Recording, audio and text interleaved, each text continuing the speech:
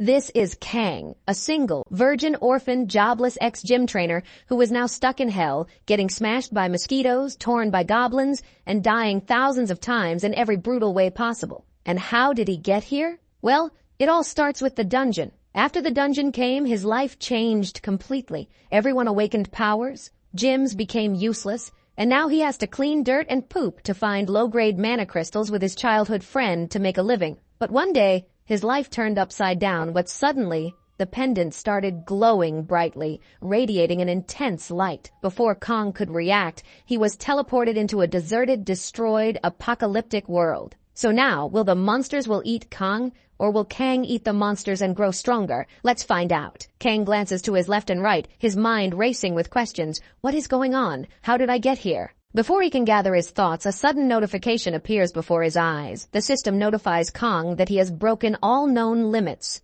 Kang's body has awakened to mana, and for the first time, mana begins to circulate through him. Kang, confused, stares at the glowing notification in front of him, wondering what it means. Just as he begins to question it, another notification appears. The system informs Kang that he has accomplished the impossible. He has entered Hell difficulty with the lowest level of all humanity. The notifications don't stop there. Kang earns the title SSS rank, Good God Luck, a title so rare that even the system seems impressed. Two more notifications follow, flashing brightly. One announces that Kang is the first person to unlock Hell difficulty, and the other declares him as Hell's strongest, the first and only holder of this title. Kang reads these words with his mouth agape. The system tells him that he is the final survivor. These notifications hit Kang like a ton of bricks. His mouth remains open as he tries to make sense of it. Final survivor. Does this mean he is the only human left in this entire world? A deep unease builds in Kang's chest.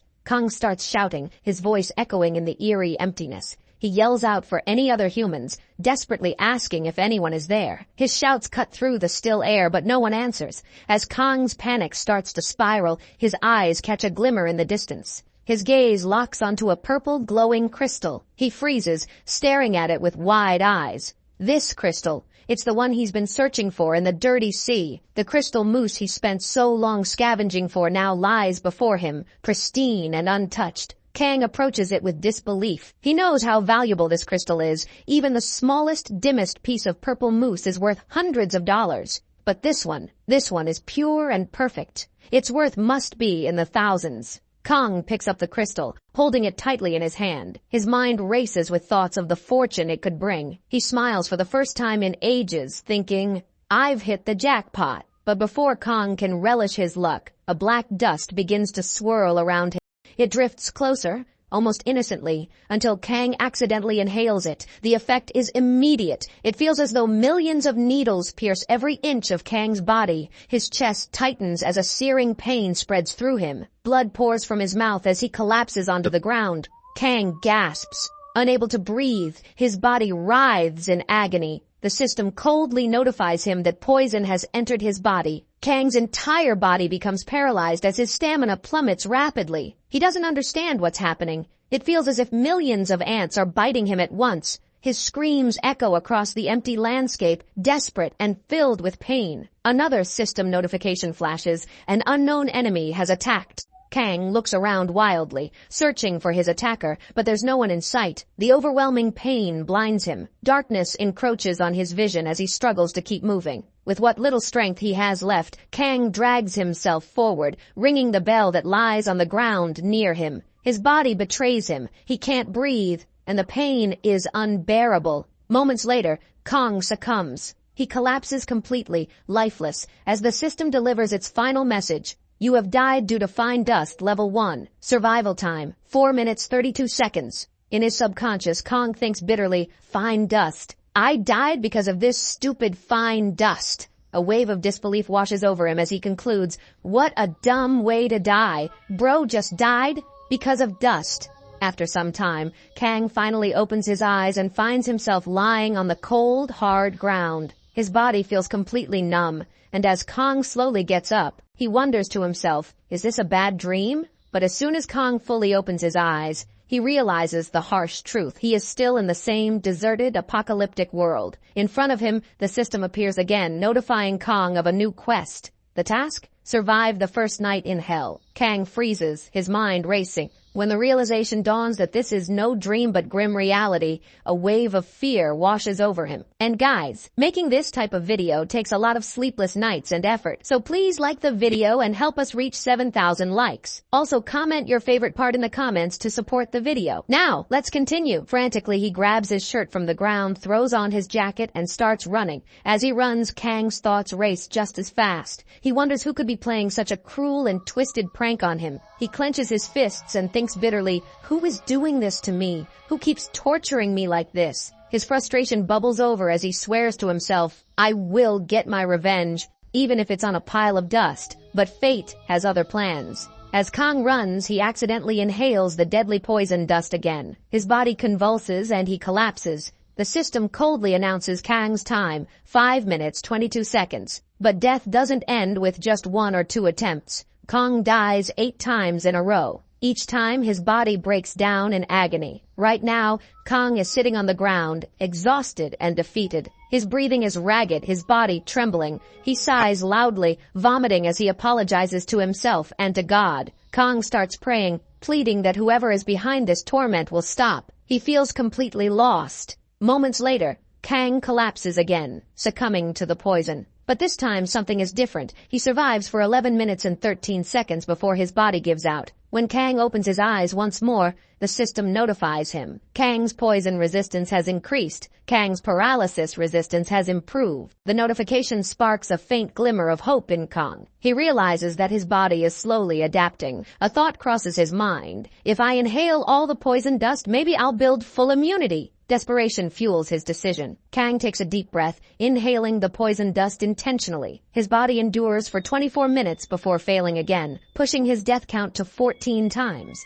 Kang meditates in place, focusing on his breathing. With each inhale, he pulls in more of the poison dust, enduring the searing pain. As the system continues to notify him, Kang learns that his poison resistance and paralysis resistance are steadily increasing. He closes his eyes and remembers something his grandfather once taught him, a strange but effective breathing technique. Kang's grandfather had always praised him, telling Kang that this technique would one day help him overcome the toughest challenges. Using this memory as a guide, Kang focuses on his breathing, forcing air deep into his lungs despite the poison. His grandfather's words echo in his mind. With this breathing technique, you'll move forward no matter what. Kang doesn't know why this is happening to him, but he clings to the technique like a lifeline. Then, darkness envelops him again, and Kang dies. This time, however, he survives for 1 hour, 41 minutes, and 21 seconds before succumbing. Finally, after 28 deaths, Kang opens his eyes to a startling discovery. His body feels unnaturally light, almost as if he could float.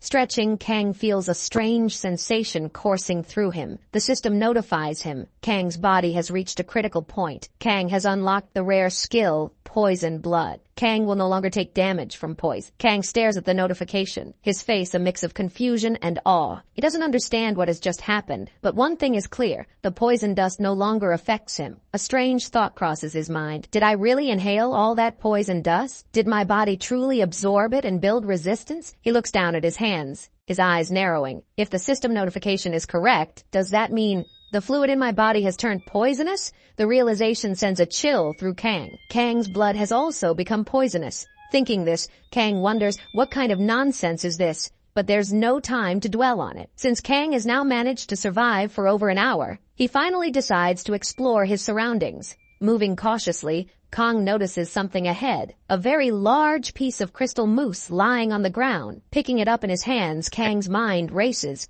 If I could take this crystal mousse back to the real world, I'd become a millionaire. The crystal's value is undeniable, but another thought crosses Kang's mind. This can't be real, even though it looks so real. As Kang continues pondering how to take the crystal mousse to the real world, the system suddenly notifies him. The message asks if Kang would like to store the crystal mousse in his inventory. Without hesitation, Kang agrees. In an instant, the crystal mousse disappears from his hands. The system notifies Kang that his inventory has been unlocked. Kang's mouth hangs open in shock. He immediately opens his inventory and realizes this isn't a dream. He genuinely has the ability to store items. Seeing this, Kang can't contain his excitement. He thinks to himself, I didn't even know I could do this. His mind begins to race again, imagining all the crystal mousse he could now store safely. But just as Kang starts celebrating, a strange sound interrupts him. The noise grows louder, and Kang turns around. His eyes widen in terror. Moving toward him at an alarming speed is what appears to be a thick black fog. Kang's breath catches as he realizes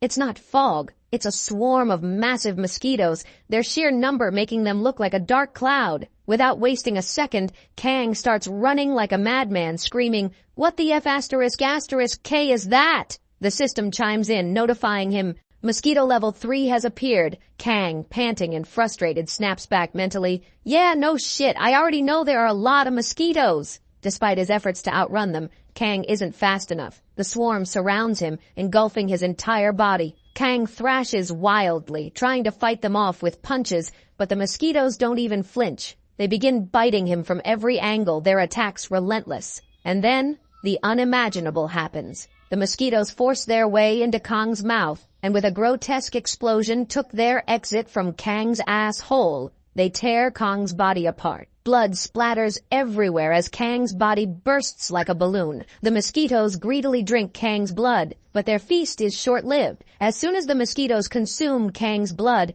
something shocking happens. They pop like bubbles, triggering a powerful explosion. The system notifies Kang, "You survived for 6 hours and 18 minutes." Moments later, Kang's consciousness returns, and he finds himself back at the respawn point, his head pounding with pain. The system immediately informs Kang of a new achievement. Kang has poisoned and killed over 100 monsters at once. Kang's poison power has increased. Hearing this, Kang's suspicions are confirmed. The mosquitoes died because of my blood. My blood really is poisonous. But wait a sec. If the mosquitoes died from sucking his blood, does that mean that his future wife would die from sucking his dick? Kang begins celebrating his first monster kill, but his joy is short-lived. The system notifies him again. An unknown disease has infected Kang's body and his health will decrease rapidly. Frustration boils over and Kang shouts, "What kind of bullshit is this?" But before he can finish venting, he collapses to the ground. As Kang falls, he crashes into a very old, broken chair, shattering it into pieces.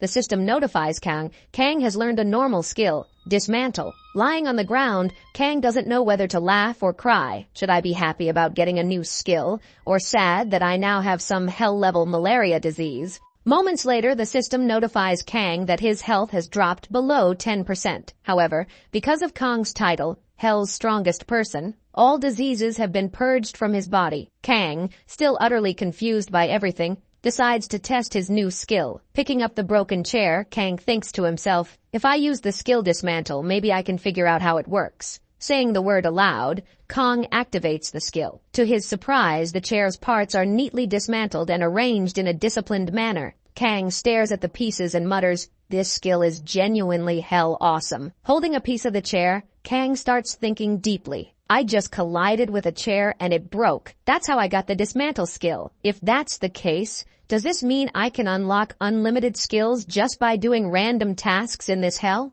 Testing his theory, Kang reattaches the dismantled chair, thinking it might give him another skill. As soon as he finishes, the system notifies him. Kang has learned a new skill, creation. After that, the scene shifts, and we see Kang sitting in his place, meditating. Kang thinks to himself that he doesn't know how long he will have to stay in this unknown place. So he decides to collect everything he might need to survive. Kang gets up and begins gathering all the crystal mousse, storing them in his inventory. During his search, Kang finds a newspaper. However, the language written in it is completely unfamiliar to him. Kang concentrates intensely, trying to decipher the strange text. After a long while, the system notifies him that he has learned a new language. Kang is genuinely surprised. He thinks to himself that in this hellish place, he can seemingly gain new skills just by attempting anything. Intrigued, he starts reading the newspaper and notices the name of a city, Taisheng-gil. The name strikes a chord with Kang. He thinks deeply and realizes that this city exists in his real world. This discovery leads him to wonder,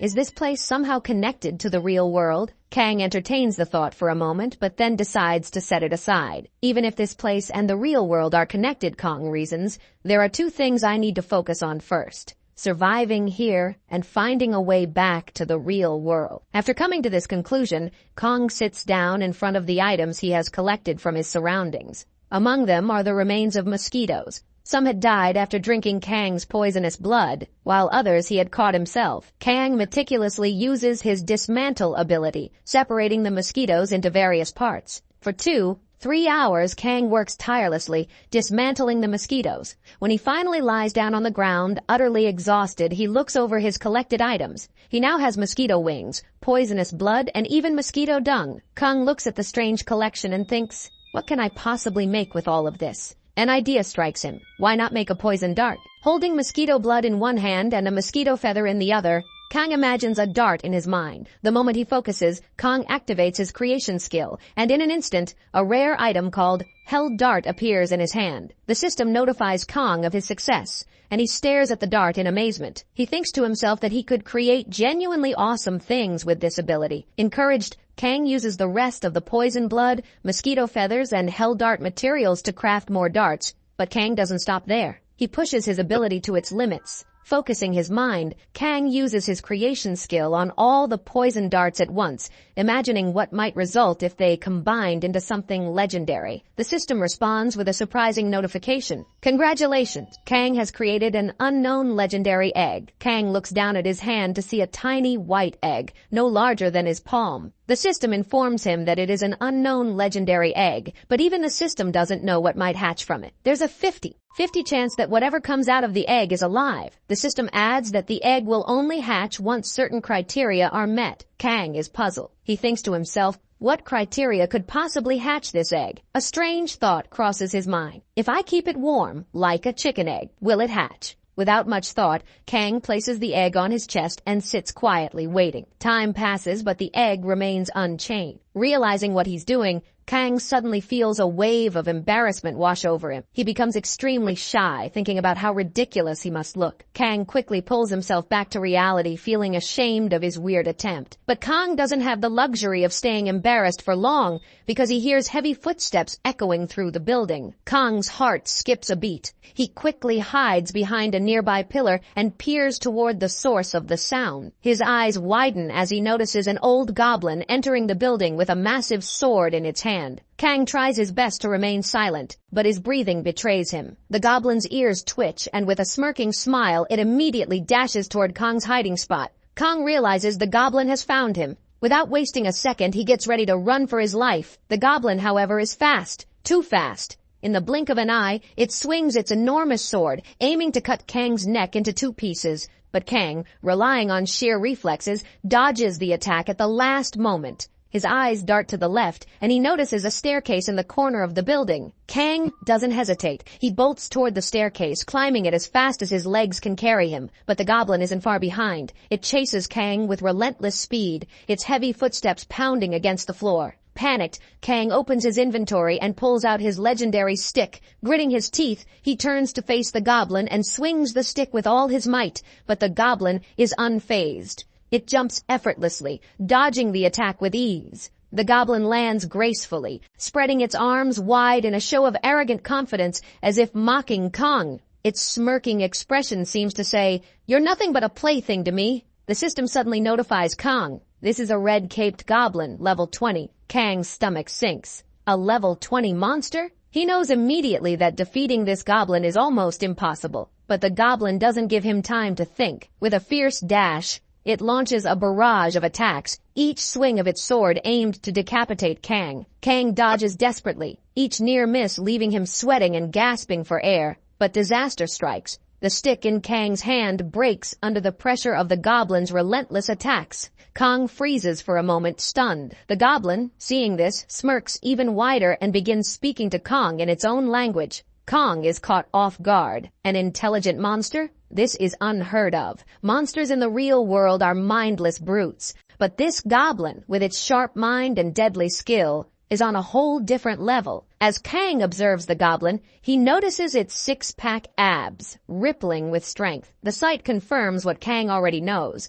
It's impossible to defeat this monster in his current state. He need to call Goblin Slayer, but just as despair begins to set in, an idea strikes him. Kang quickly opens his inventory and summons all his poison darts. With a flick of his wrist, he launches them at the goblin, but the goblin reacts with astonishing speed, slashing at the incoming darts with its sword. Its strikes are so powerful that the darts are split in half mid-air. One of the goblin's slashes is so strong that it cuts Kang's chest open, leaving him gasping in pain. Blood pours from the wound, but Kang's persistence pays off. One of the poison darts hits the goblin's right hand. The effect is immediate. The goblin's hand starts bubbling violently, the flesh reacting to the poison. Realizing the danger, the goblin doesn't hesitate. It slashes its own hand off to stop the poison from spreading. Kang watches in shock, wondering if the bubbling was caused by the poison dart or by his poisonous blood already inside the goblin's system. Before Kang can piece it together, the goblin suddenly disappears from sight. Kang's eyes dart around, but it's too late. The goblin reappears behind him, leaping through the air. In a single, devastating slash, the goblin cuts Kang's chest in two, draining all the energy from his body. Kang collapses to the ground, overwhelmed by the intense pain. The goblin, standing triumphantly, places its foot on Kang's back in a victory pose. It begins to laugh, the sound echoing through the empty building. Believing Kang to be dead, the goblin steps back and starts to walk away, taunting Kang one last time. It mutters in its own language, but Kang understands the tone. I didn't know humans were still alive in this world. As the goblin leaves, Kang lies motionless on the ground, but as his vision starts to fade, a faint smile forms on his lips. As soon as Kang dies, he resurrects. The moment he wakes up, he curses the goblin under his breath. Rage boils over as Kang swears to himself that he will kill that goblin and slaughter its entire family. The fire of revenge burns in his eyes as he finally takes a deep breath, trying to calm his trembling body. At that moment, the system notifies Kang that he has completed the quest. Kang has successfully survived the first night of hell, but the notifications don't stop there. The system adds that Kang has performed better than expected. Because of his exceptional performance, Kang will receive not just a silver box but a golden reward box. Furthermore, the system reveals that since Kang has completed the quest, he can now use the written stone to exit hell. After 14 days, a new quest will begin. Hearing the mention of the written stone, Kang instantly realizes that it refers to his necklace. As soon as Kang grabs hold of it, the necklace begins to glow. His vision fades to darkness and everything around him disappears.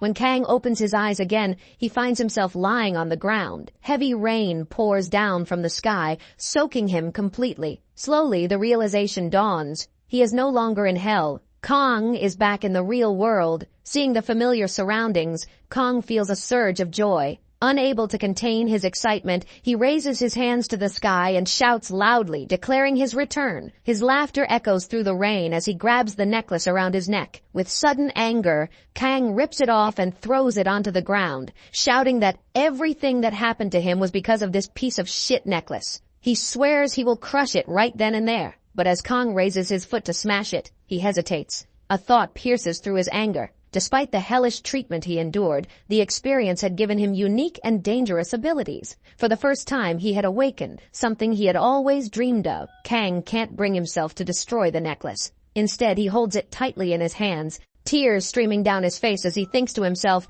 "I did it! I survived!" Lost in his thoughts, Kang doesn't notice a voice calling out to him. A female voice shouts his name, snapping him back to reality. Turning, Kang sees a woman running toward him through the rain. She scolds him loudly, asking why he's lying there soaked in the rain. Doesn't he realize he could fall sick? The woman reaches Kang and without hesitation removes her jacket and wraps it around his shoulders. The warmth of the jacket is surprising, and Kang realizes that the woman is none other than Yu Min, his childhood friend. Yu Min's worried expression mirrors the concern in her voice as she scolds him for standing in front of contaminated sea waste. She warns him that if he stays there any longer, he might get poisoned. Yu Min, seeing Kang's drenched state, insists he come to her home. Kang remains seated, confused and overwhelmed. He wonders, why is such a beautiful woman, my childhood friend, suddenly inviting me to her home? His thoughts race as he tries to make sense of the situation. The next thing Kang knows, he is at Yu Min's house.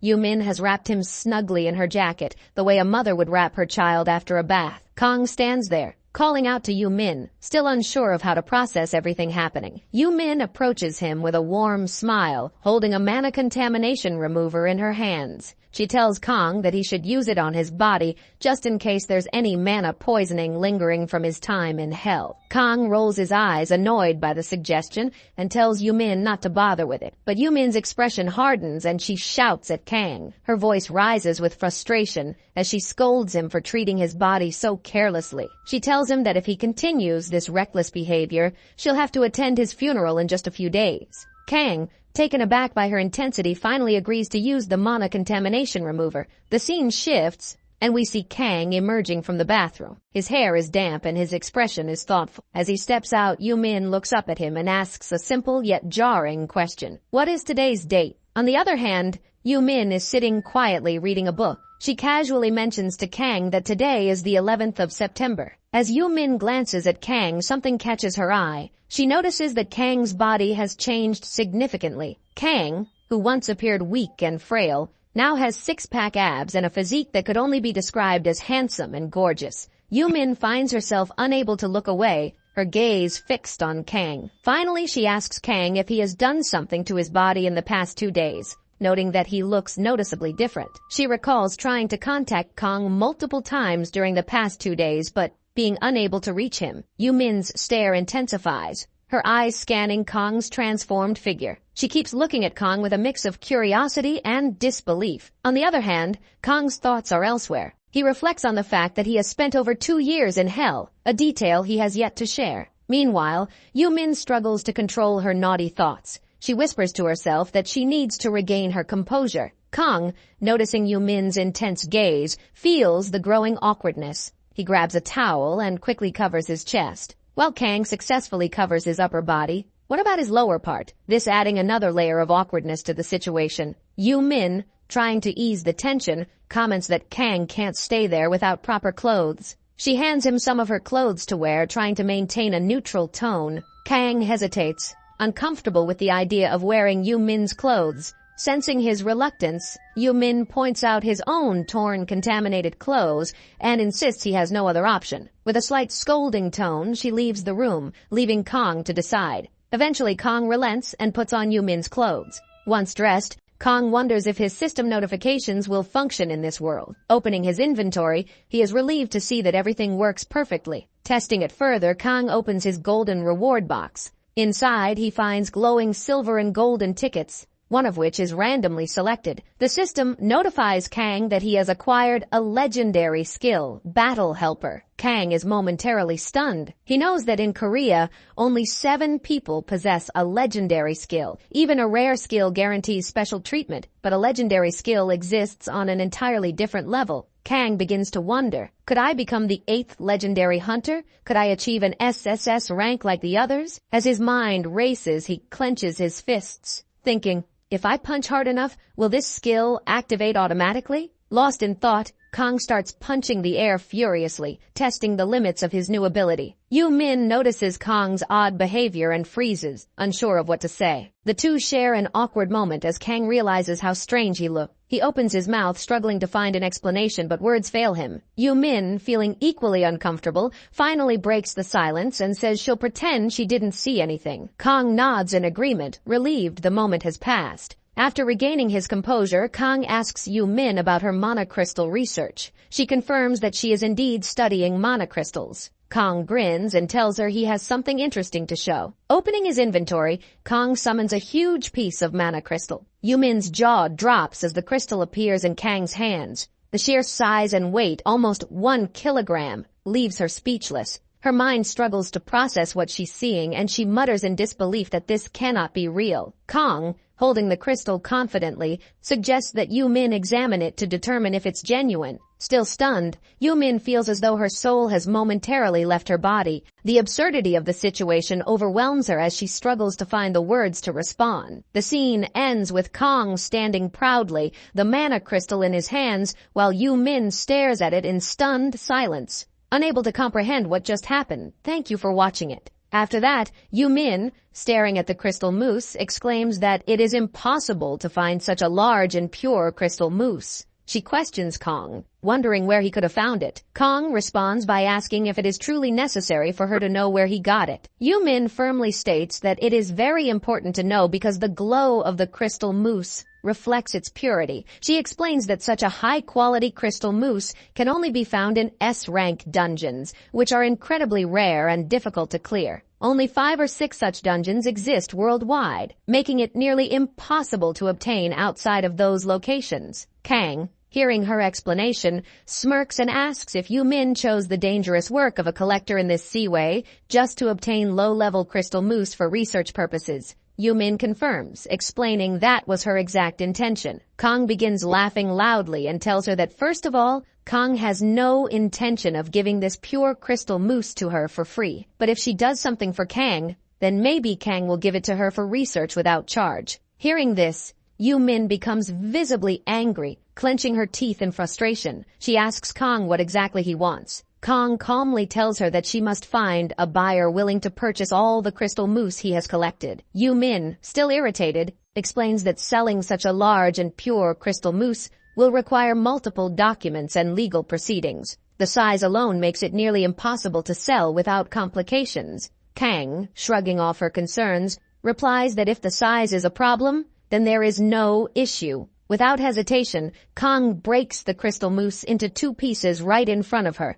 Yu-min feels like her soul has left her body. She becomes enraged, screaming at Kang and hitting him on the back. She accuses him of destroying a 5-star crystal mousse and explains that by breaking it, the purity and value of the crystal mousse have decreased significantly. Through her tears, Yu-min expresses her disappointment, saying that she had hoped to research an unbroken, pristine crystal mousse, and now her dream has been shattered. Kong, seeing her crying, attempts to console her. He assures Yu-min that if she helps him sell the crystal mousse, he has many more pieces that are completely untouched and fresh, which she can use for her research. However, Kong sets down 2 conditions. The first is that no one should know that Kong is the seller. The second is that no one should discover the origin of the crystal mousse. Yu-min, still emotional, agrees to these terms, wiping away her tears. After everything is settled, Kang tells Yu-min that he should leave now that they've reached an agreement. Picking up his wet clothes, he casually mentions that he'll buy dry ones from the market before heading out. But Yu-min interrupts with a dominating tone, telling Kang that he cannot leave and must stay at her house. Kang, surprised by her insistence, tries to protest, but Yu-min forcefully makes him stay. She ensures that Kong sleeps at her house for the night. The night passes uneventfully, and morning arrives. The scene shifts to Kang sitting on Yu-min's bed, his body naked. His chest glistens as though every ounce of strength has been drained from him, leaving him utterly exhausted. Sitting in silence, Kang thinks to himself, what a scary woman. Man, did he got laid. Wahahaha. Meanwhile, Yu-min's face glows with happiness. She cheerfully waves Kong goodbye as he leaves her house. Before parting, Yu-min promises to find a seller for the crystal mousse and assures Kang that she will handle everything. The scene shifts again, showing that a week has passed. Finally, Kang and Yu-min have located a potential buyer for the crystal mousse. Walking together, they head toward the seller, prepared to complete the deal. Kang decides to accompany Yu-min to ensure everything goes smoothly. Yu-min asks Kang if he thinks trading crystal mousse is so dangerous that gangsters might show up. She teases Kang for overthinking and wonders why Kang insists on coming along. On the other hand,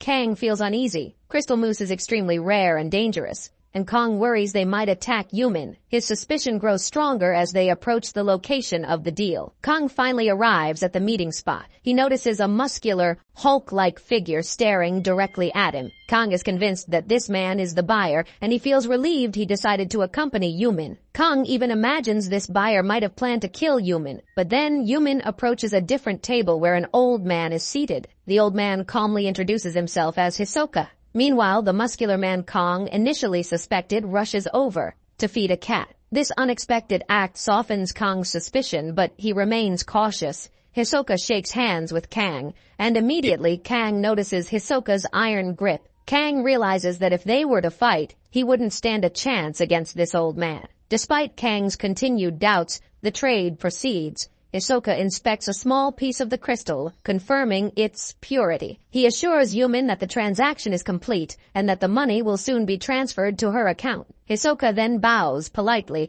greeting everyone as he takes his leave. However, the moment Hisoka bows, a chill runs through Kang's body. Kang senses an undeniable danger from the man. Yumin, on the other hand, is puzzled. She notes that Hisoka has never been this polite before. Kang grows even more suspicious, convinced that Hisoka might have figured out Kang was the one who found the crystal. Kang silently resolves to stay cautious. After the trade, Yumin can't resist teasing Kang. She jokes that Kang had expected gangsters to show up armed with guns or swords for the crystal. She playfully slaps his back and tells him to grow up. Moments later, Yumin's phone rings. She excitedly shows Kang her screen, revealing the $1 million transaction. Yumin grins and asks if Kang has ever seen so much money. She answers her own question, saying she knows Kang hasn't. The scene shifts, and we see Hisoka sitting in his car. He places a bag full of crystal mousse beside him. Hisoka speaks to someone confirming the trade's success. They discuss how crystal mousse has recently flooded the black market and is being sold in pieces.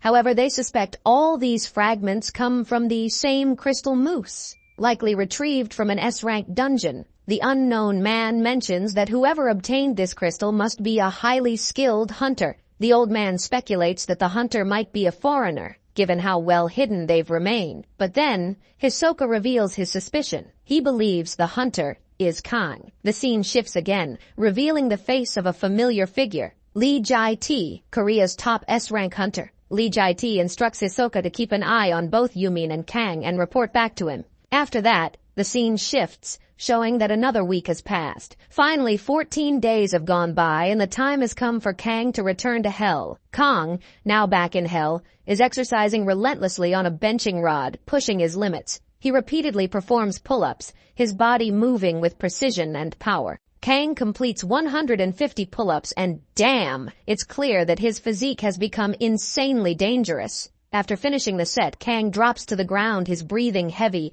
The intense atmosphere of Hell weighs on him. The gravity here is 10 times stronger than on Earth, making every movement a challenge. Lying flat on the ground, Kang mutters that if he were on Earth, he could easily do 1,000 more pull-ups, but in Hell, it's simply not possible. Exhausted, he sprawls out, staring up at the sky, and decides to check the system. The notification shows there are still 18 hours left before the next quest begins. Holding his ancestor's pendant tightly, Kang closes his eyes and reflects. He explains that after going back and forth between Earth and Hell many times, he has finally figured out how it works. During an active quest, Kang cannot return to Earth, but the moment the quest ends, he has the ability to travel freely between the two worlds. However, there's one big problem. He always teleports to a random location. Every time Kang travels from Hell to Earth or Earth to Hell, he ends up in a completely different place. This constant location change leaves Kang feeling irritated and frustrated. Glaring at the sky, Kang shouts loudly, "Why the hell does this location change every time?" His voice echoes across the desolate landscape. Sitting on the ground, Kang looks troubled, his mind racing as he tries to figure out how to solve this location problem. He clenches his fists, determination building, and decides to distract himself by testing his other skills. Kang activates his battle helper and takes off his shirt, revealing his ripped physique. While carefully bandaging his hands, he thinks to himself that the battle helper feels like an illegal cheat or hack, a skill too powerful to be real. Standing in front of a tied punching bag, Kang focuses intensely. He wonders if the battle helper will activate the moment he lands a punch. Fixing his gaze on the bag, Kang concentrates deeply and unleashes a powerful punch. The moment his fist connects, the battle helper's skill activates. Kang's body begins moving autonomously as though it's acting on its own. His punches grow heavier and more precise, each one landing in the exact same spot with devastating force. Kang notices that wherever he focuses his attention on the punching bag, his body automatically delivers heavy, calculated strikes to that exact location. It's as if his mind and body are perfectly synchronized, his punches powered by an unseen force. Kang's realization deepens.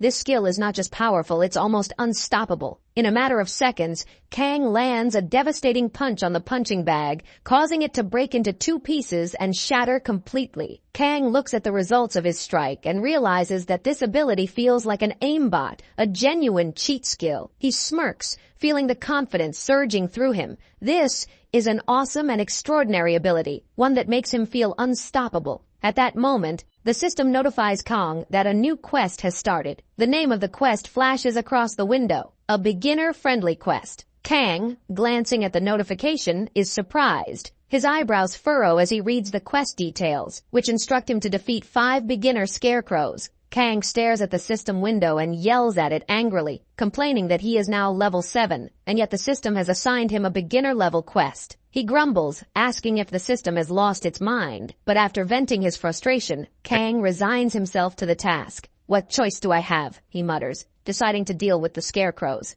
The problem, however, is that Kang hasn't seen any scarecrows in this area. He stands confused, wondering where they might be. Suddenly, a thin smoke appears before his eyes, swirling as if guiding him towards something. Kang narrows his eyes, following the smoke as it leads him to an underground tunnel. The smoke beckons Kang to enter, and he hesitates briefly, thinking to himself that the scene feels straight out of a horror movie. Despite his unease, Kang doesn't delay and steps into the tunnel. The moment he enters, Kang's breath catches in his throat. Standing before him are 5 genuinely creepy scarecrows. Their twisted forms and lifeless stares send chills down his spine. Numbers are etched onto their heads, but there's no level displayed. These scarecrows look powerful, dangerous, and utterly horrifying. Kang grimaces, creeped out by their unsettling appearance. He mutters complaints at the system, wishing the scarecrows weren't so damn creepy. His imagination runs wild, picturing the scarecrows latching onto his chest like spiders in a horror film. The thought makes him shudder. Feeling uneasy, Kang decides to hide behind a piece of wood like a cautious predator. He throws a poison dart at one of the scarecrows,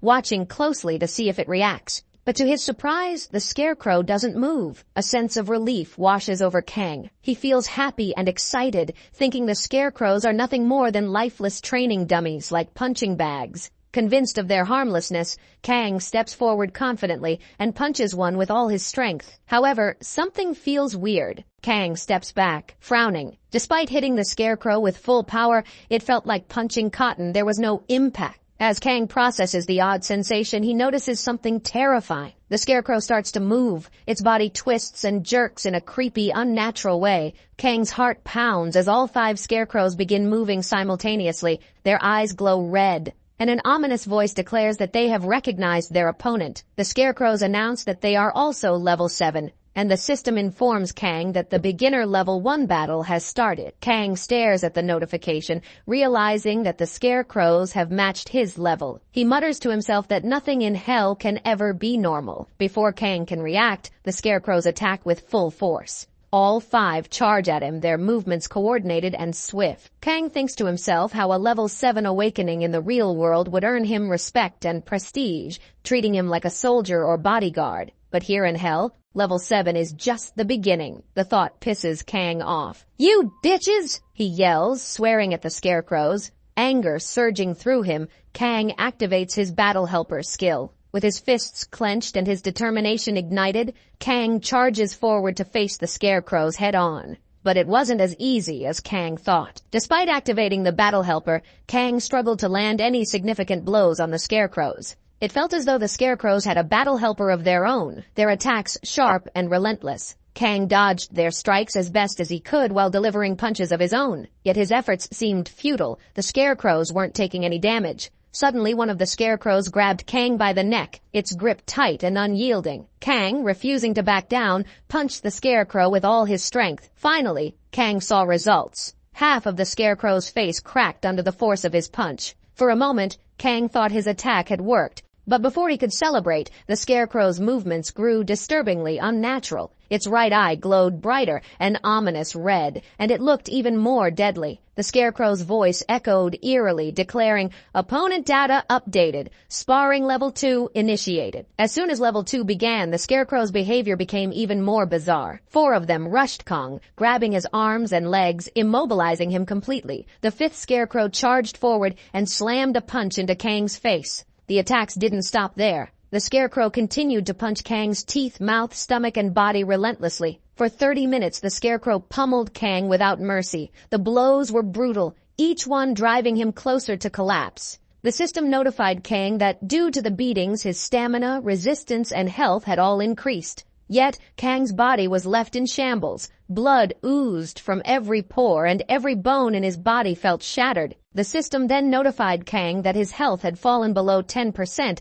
triggering a full health restoration. As his body began to heal, Kang experienced an excruciatingly hellish pain. Every bone in his body broke further before painfully fusing back together, piece by piece. The feeling was unbearable, as if his body was being torn apart and rebuilt simultaneously. Kang sat motionless, like a lifeless corpse, the pain leaving him stunned. For 2 seconds, he debated whether he should simply run away. He thought bitterly about how hard he had tried, yet he hadn't managed to seriously damage even one Scarecrow. But Kang didn't run. Slowly, he rose to his feet, his movements stiff and zombie-like. Gritting his teeth, he muttered to himself that the Scarecrows were using some weird martial art, and if that was the case, he would need a weapon. Opening his inventory, Kang retrieved his legendary stick. The moment he grabbed it, the golden glow of the weapon lit up the space. Kang, holding the strong and radiant piece of wood, assumed a battle-ready position. With determination in his eyes, he vowed that he would break every single part of the Scarecrow's bodies.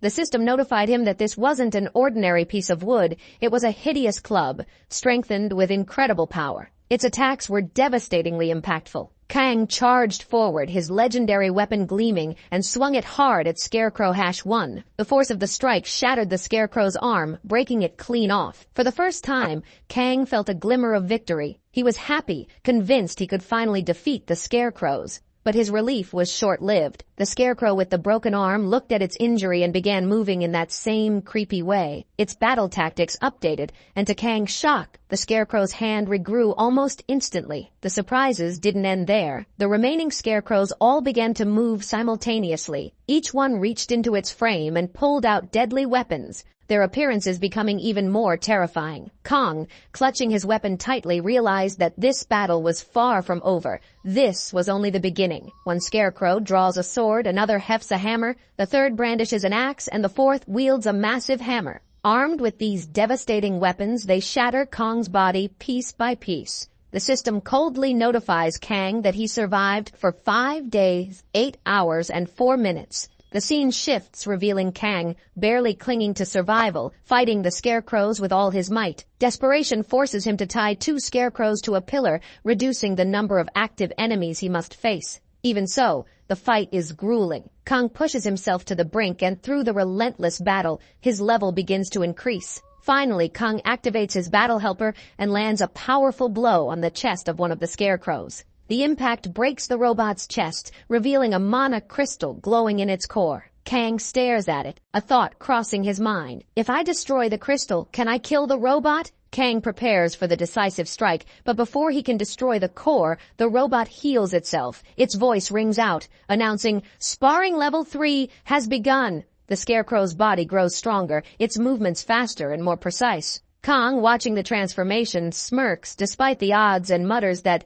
as the robot grows stronger, he grows stronger too. A twisted sense of enjoyment creeps in. He's having fun in the middle of this chaos. But the moment of thrill is short-lived. The robot suddenly climbs onto Kang's body, and with a swift and brutal strike, shatters Kang's head. Kang dies instantly, but his suffering is far from over. Time and time again, the robots kill him in different horrifying ways. Once, a robot breaks his back. Another time, his entire body is crushed beyond recognition. Again, his head is shattered. The cycle of death repeats until Kang dies so many times that the pain begins to fade, leaving him numb. After more than 50 deaths, Kang's frustration boils over. Glaring at the Scarecrows, he shouts in exasperation, "How much martial arts do you know?" The repeated beatings have left a strange imprint on Kang. He begins to feel as though he can use their martial arts himself. The Scarecrows move into their battle stances, preparing to attack, but Kang instinctively mirrors their movements.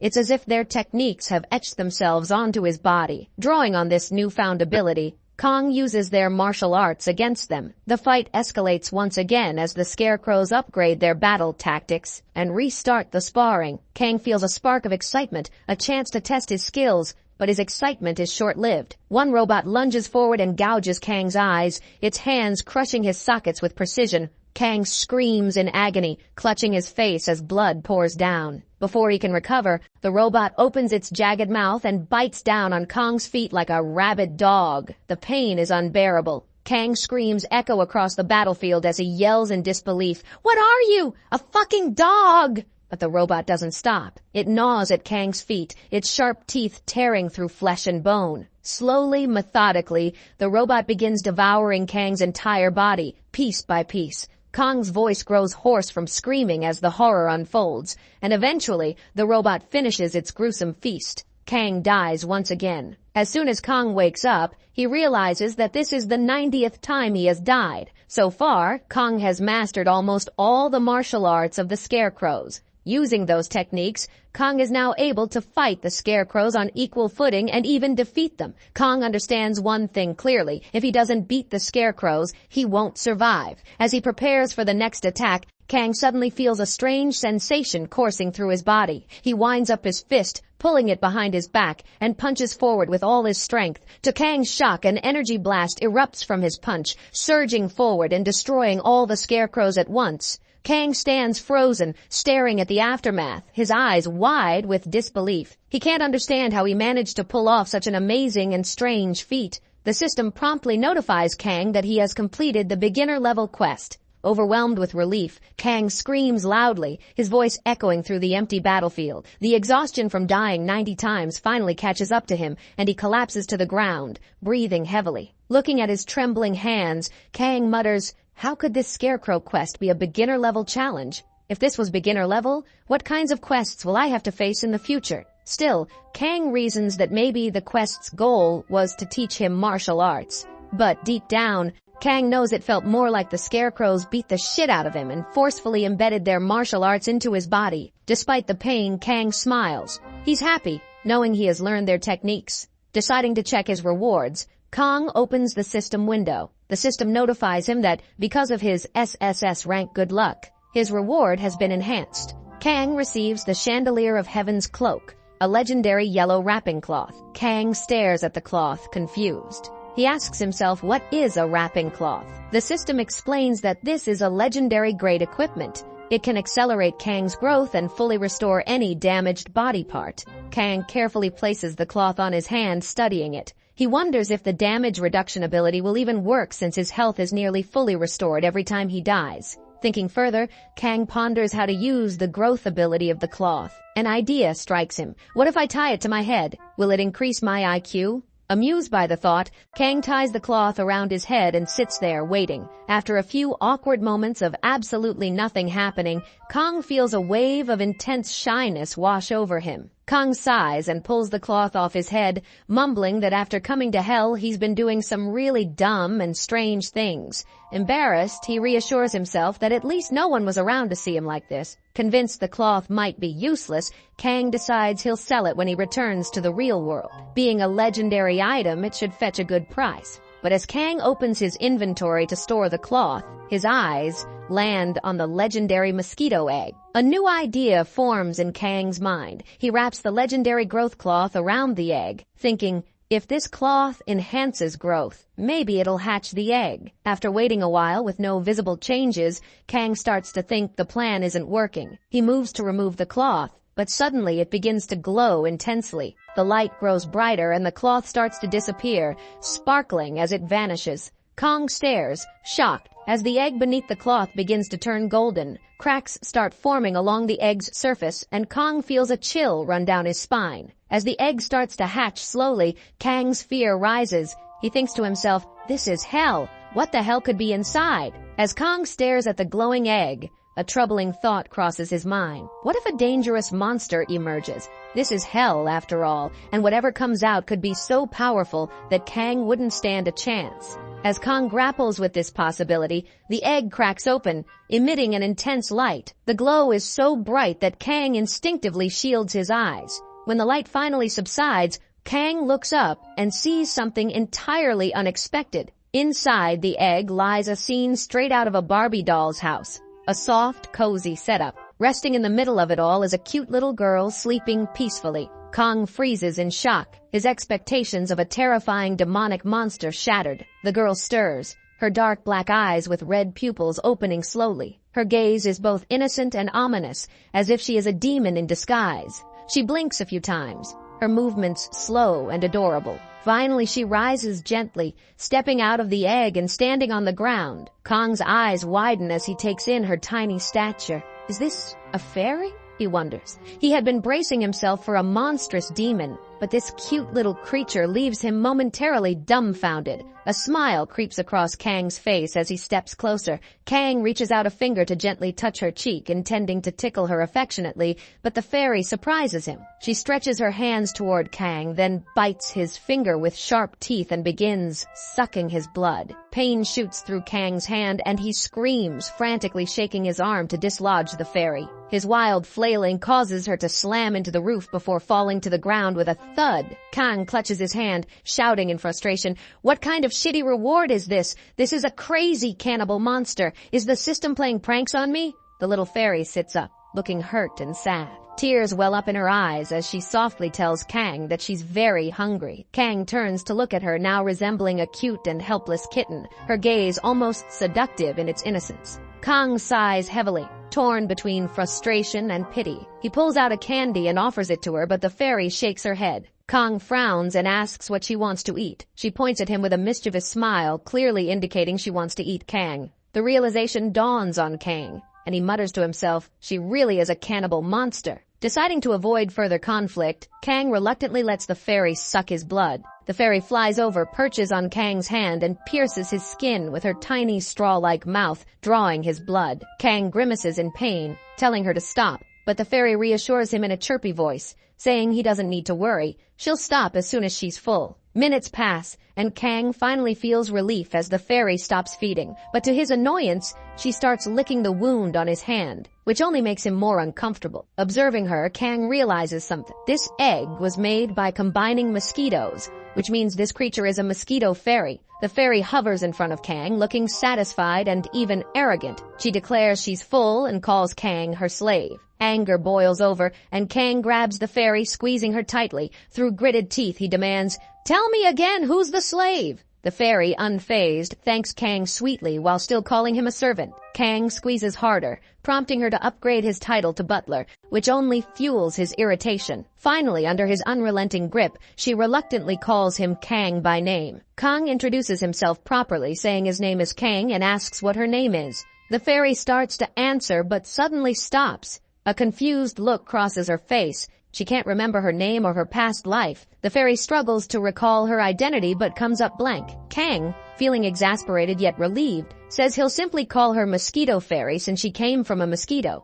Hearing this, the fairy's face twists in anger. Suddenly, a memory surfaces. The fairy declares that she doesn't know her name, but she remembers her purpose. She reveals that she once promised that when the world ends, she will eat all living beings on Earth. As she says this, the fairy gives a cute but chilling smile. Kang, on the other hand, feels his blood run cold. His mouth hangs open in shock, and he whispers to himself, "Is she really a dangerous monster? Should I kill her now?" After that, Kang asks the Mosquito Fairy if what she just said is true. The Mosquito Fairy, blushing slightly, looks proud, as though she's just achieved something incredible. She confidently tells Kang that she did indeed promise to come and eat all the living beings as soon as the world ends. Kang's fear intensifies. He realizes just how dangerous this situation is. Kang recalls how, moments earlier, a single drop of his blood could have caused chaos when it fell on the goblin. Yet, the Mosquito Fairy drank all of his blood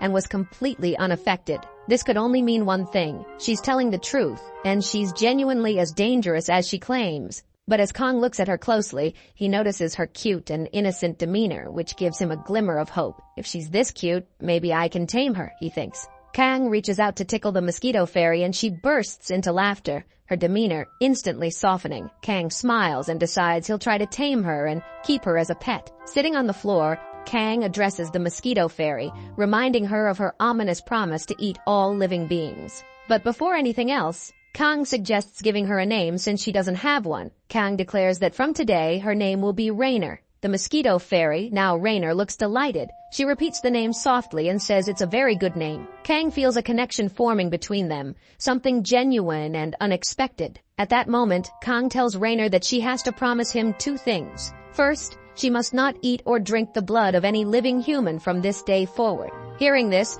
Rainer responds with a sly smile, saying that she'll eat everything in the world, but she won't eat Kang, because his blood is too delicious. Kang frowns but clarifies his conditions. If Rainer wants to drink Kang's blood, she must follow two strict rules. She must never eat or drink the blood of any living human again. She must ask Kang's permission before eating any living being. If Rainer agrees, Kang promises to give her his blood every day. The mere thought of Kang's blood makes Rainer start drooling. Without hesitation, she agrees to Kang's conditions. Seeing her eagerness, Kang is happy but also a little surprised. Internally, Kang wonders, was it really this easy to tame such a dangerous demon? All I had to do was offer her my blood? The scene shifts as Rainer looks at the broken robots scattered around. She curiously asks Kang what they are. Kang, puffing up with pride, starts praising himself, recounting the hard work it took to defeat them. Suddenly, Kang gets an idea. He notices one of the robots with its upper part completely broken,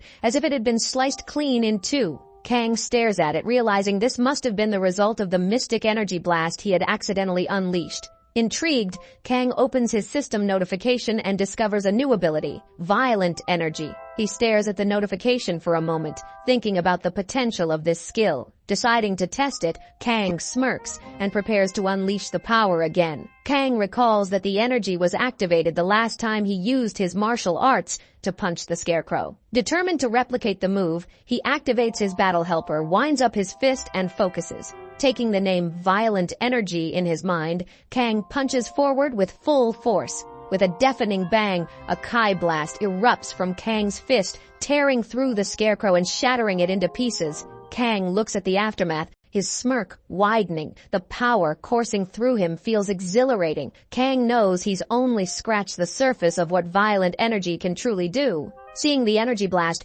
Kang feels a surge of happiness and pride. Rainer, standing nearby, is clearly impressed and remarks with awe that Kang's attack was awesome. With a swoosh, Kang had managed to slice the scarecrow into two pieces. Not wanting to be left behind, Rainer steps forward, her determination evident. She gathers her energy and unleashes a double-power ki blast, obliterating another scarecrow into pieces. Kang's face falls, his shock visible, as if his soul has left his body. The sheer deadliness of Rainer's attack is almost twice as powerful as Kang's, leaving him both amazed and a little intimidated. At that moment, all the scarecrows that Kang and Rainer had destroyed suddenly rise, their lifeless voices ringing out, "Opponent recognition complete." Kang instinctively moves into a battle-ready stance, his body tense and ready for another fight. The scarecrows begin to surround Kang, their movements deliberate and slow. They announce that they have detected a superhuman and start gesturing toward an unknown room. Kang, prepared for another round of combat, pauses when he notices that the scarecrows aren't attacking. Instead, they are pointing to a destroyed room that seemingly appeared out of nowhere. Cautiously, Kang approaches the room, removing debris to investigate. He searches for anything important or special, his focus unwavering. Meanwhile, Rainer, standing nearby, wrinkles her nose and remarks that she smells something strange, yet oddly pleasant. Kang follows her gaze and discovers human remains, a skeletal body so dry that only the skull remains intact. Rainer steps closer, intrigued, and comments that the pleasant smell seems to be coming from the bones. To Kang's horror, Rainer picks up a bone and starts eating it as if it were a snack. Kang's shock quickly turns to anger. He immediately grabs Rainer, squeezing her tightly, and demands to know why she's eating someone's remains. Rainer, unbothered by his reaction, calmly replies that the person was already dead, so it shouldn't matter. Kang, still furious, shoves her away and shifts his attention to the letter clutched in the skeleton's hand. Kang carefully unfolds the letter and begins reading. The writer confesses to having made grave mistakes in their life, explaining how the dungeon's level had increased to nightmare level, resulting in catastrophic consequences. Children born in the toxic environment succumbed to death, and all ability users either committed suicide or died painful deaths. The letter ends with the chilling realization that humanity is slowly dying, and the writer had no idea what to do next. Kang stares at the letter. his mind racing. A chilling thought crosses his mind. Could this place represent the future of the real world? He speculates that in this future, all ability users may die as monsters grow too powerful, leaving humanity defenseless. Turning his attention to the pendant on the skeleton's remains, Kang picks it up and begins inspecting it. He wonders if this pendant belonged to the writer, and if it holds any secrets. He asks Rainer for the symbol pendant, hoping for more answers. The moment Kang touches the pendant, a blinding light erupts from it, sending waves of intense pain through his body. The glow intensifies, and the pendant suddenly shatters in his hand. A strange symbol emerges from the shattered pendant and burns itself onto Kang's hand, causing his hand to tremble violently. Kang stares at the mark,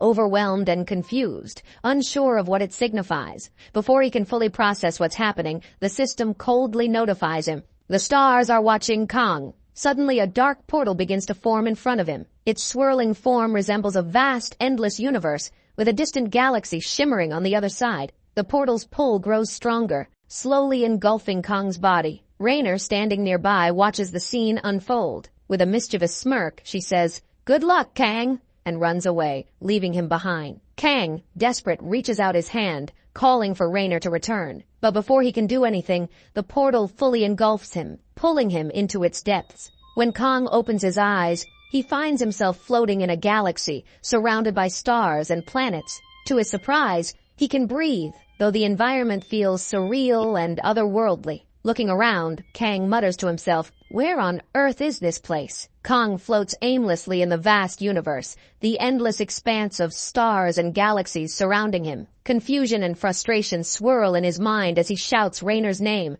his voice echoing in the void. Kang calls out to anyone, demanding to know, who brought Kang to this place? Suddenly, the system interrupts his thoughts with a notification. It informs Kang that the advancing star Barul has recognized his star fragment. Before Kang can make sense of this cryptic message, a shining blue star appears before him. The star exudes a cold, judgmental aura, observing Kang silently. After a brief moment, the star seems disappointed, muttering something about Kang's potential and personality before disappearing as abruptly as it arrived. Kang, feeling insulted, becomes irritated and shouts furiously at the blue star, "What's wrong with my personality?" His frustration builds as he begins yelling at the system, his voice filled with rage and confusion. The system calmly responds with a series of notifications. It explains in a deep, authoritative voice that these stars are celestial beings, rulers of their own territories scattered across the universe. Through these stars, they observe planets, seeking out potential disciples to grant their power. Once a disciple accepts,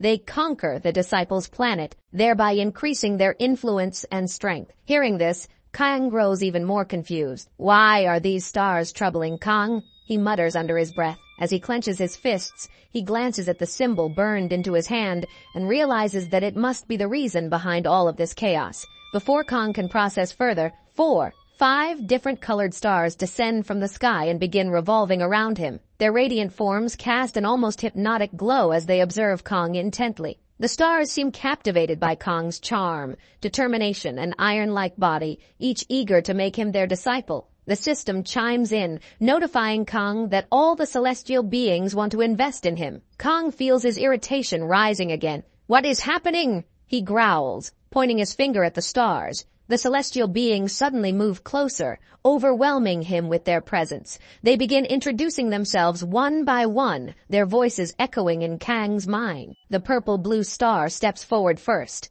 Identifying himself as the shattering star Gual, he takes the form of a demon with long, sharp fingers. He describes himself as the ruler of masses, a master of daggers, poison, and conspiracy. His power thrives in secrecy, hidden within the shadows of secret organizations. The green star follows, introducing himself as the walking star Varan, the father of grief and malice. He commands an army of the dead and finds joy in the despair of false hope and powerless struggles. Next, the purple-blue star Yugal announces himself as the snake of greed and desire. His realm is plagued by starvation and suffering, and his ambition is to consume everything in the universe. The golden star shines brightly as she steps forward. She introduces herself as the monarch ruler, a being capable of commanding others to kneel before her radiant power. Her brilliance blinds even the brightest lights, and her authority is absolute. Finally, the orange star speaks. Introducing himself as Ardos, he calls himself a warrior who advances with fire and slaughters his enemies with steel. He embodies strength and determination. Kang listens to their introductions, his face filled with disbelief. He sarcastically mutters, "Why do they all seem to have personality disorders?" The celestial beings hear Kang's remark and, to his shock, agree enthusiastically. They tell him they love his personality and that this is why they want to invest in him. Kang pauses, his irritation reaching its peak. He shouts, "So, according to you, Kang has a personality disorder?" The celestial beings nod in unison, their lack of shame leaving Kang utterly exasperated. He sits down like a lifeless stone, his mind racing. Finally, Kang speaks again, asking what he would gain if he chose one of them. At that moment, the blue star reappears, showing Kang a vision of his future self, one filled with immense achievements and power. Kang stares at the vision, then back at the stars. He begins to think critically, muttering, "Nothing in the world comes for free. If I take their power, there must be a hidden motive behind it." Kang rises to his feet, addressing the celestial beings with finality. "You all came to Kang, but Kang did not come to you. This means Kang has the right to reject your offers. When Kang feels like it, he will call you. Until then, Kang will decide nothing." With that, Kang waves dismissively and bids them goodbye. The celestial beings watch silently as a universal portal begins forming, pulling Kang back toward his reality. He breathes a sigh of relief, thinking he has finally returned to hell. But before the portal closes completely, the golden star slips through and appears in Kang's hell. Without warning, it cuts Kang's hand, causing intense pain. Kang clutches his hand in agony as the system notifies him that the celestial beings have unlocked his potential, granting him the legendary domain skill. Kang stares at his trembling hand, his voice rising with frustration. Does the star want to bribe Kang? What is this domain skill? How do I even use it? Looking at the star's symbol burned into his hand, Kang begins to question everything. Is this celestial being the one who created hell? Did they bring Kang here? His mind overflows with questions, but one thing remains clear, Kang's determination to grow stronger. After that, the scene shifts, showing Kang has finally returned to Earth. However, it has been 3 days since Kang made it back to the real world. Kang thought he could focus on getting stronger in hell, but upon his return, he realizes there are still many issues he must address in the real world. For instance, Kang never knew where he would end up when coming back, and when he finally did, he looked like a total beggar. People became scared just seeing him. We then see Kang arrive at Yumin's house, still looking like a beggar. Kang casually announces to Yumin that he wants to buy a house. Hearing this, Yumin becomes worried and tells Kang the question came out of nowhere. But Kang reassures her that he has money and everything necessary, so he needs a proper house. Kang firmly states that he can't live on rent anymore. However, Yumin taunts him, claiming that all the money Kang has have come illegally. Yumin warns that if Kang buys a very expensive house, he will get into great trouble. Yumin explains to Kang that if he truly wants to buy a house, he'll need to legalize his money. For that, Kang must become a hunter. As Yumin points out, hunters already have a lot of money and can easily buy houses. Kang sits in the kitchen cooking ramen while thinking over Yumin's words. He acknowledges that Yumin is right. If he suddenly buys a house without any legitimate reason, it will look suspicious. Kang recalls the stars that showed him visions of future success, deciding that he doesn't need their power. With an evil smirk, Kang boldly declares that he will achieve all his goals with his own power. He proclaims that even if his helper is the future of the real world, he will become so strong that he won't let that future come to Earth. Holding a chopstick like a hero, Kang stands dramatically, radiating determination. Seeing this, Yumin feels awkward and shy and quickly tells Kang to stop acting cool and just eat. Later, Kang and Yumin sit together at the table, eating. The TV plays in the background, showing Lee, Korea's S-rank hunter, who explains that dungeons have begun behaving strangely. He warns that monsters are emerging from dungeons at levels 1 rank higher than the dungeon's designated difficulty. These monsters are proving very difficult to kill with normal hunters. Kang watches the broadcast with intense focus, accidentally dropping food as he eats. Seeing this, Yumin gets angry and starts scolding him, telling Kang to finish his meal properly or else she'll eat him. Hearing this, Kang finally focuses on his food. However, his mind races with thoughts. He considers the possibility that the beginning of Earth's future hell has already started. The scene shifts, showing Kang at the Awakening Center to obtain his hunter's license. The place is bustling with activity, and Kang blends in with the crowd. His identification photo is taken first, and his face in the picture looks exactly like a gangster. Even the receptionist is shocked after seeing it. Next, Kang undergoes a blood test and is brought before a measuring machine. A person nearby checks the power levels of other applicants and shouts loudly that one candidate's level is 87. It's explained that anyone with a power level of 100 can become a hunter. Finally, Kang's turn arrives. He steps forward confidently and places his hand inside the machine. The instructor explains that Kang needs to catch the ball inside the machine and put all his power into it. As soon as Kang catches the ball, it explodes with a massive blast. Everyone is shocked. The room falls silent, all eyes on Kang. It's clear that something extraordinary just happened. Seeing the power level on the measuring machine, number 99999, Kang is completely shocked. The instructor standing nearby is equally startled. Kang wonders if he broke the machine by accident and nervously considers if he'll have to pay for the damage. Sitting there like a stone, Kang remains unsure of what to do while the instructors look at him in disbelief. They remark that even Lee, the silver golden-haired S-rank hunter, didn't break the measuring machine when checking his mana level. Despite their AW, Kang awkwardly asks the instructor what happens next. The instructor concludes that the machine must be broken and reassures Kang they will replace the crystal and test again. However, as soon as Kang retests, the machine breaks again, leaving everyone in shock. This time, Kang's level is left on pending, requiring detailed analysis. Adding to Kang's unease, his ability check is also put on hold, leaving him standing worried and unsure of his next steps. A flashback reveals Kang struggling to decide what ability to show. He settles on revealing his poison blood. Cutting his finger, Kang lets his green blood drip onto a plant, which immediately withers away. The high-level poison shocks everyone present. One instructor even faints from the overpowering smell. Later, Kang meets a receptionist who reviews his documents with a cold glare. She remarks that everyone seems to want to become a hunter these days. With a tone of disdain, she warns Kang about the risks of the hunter profession, emphasizing that hunters may earn a lot of money but face death constantly. Kang responds firmly, explaining that he is not in it for money or fame. Instead, he feels a duty to protect the population. Quoting a well-known saying, Kang states, "With great power comes great responsibility." Internally, Kang chuckles, acknowledging he might have been inspired by the Spider-Man movie. With his documents in hand,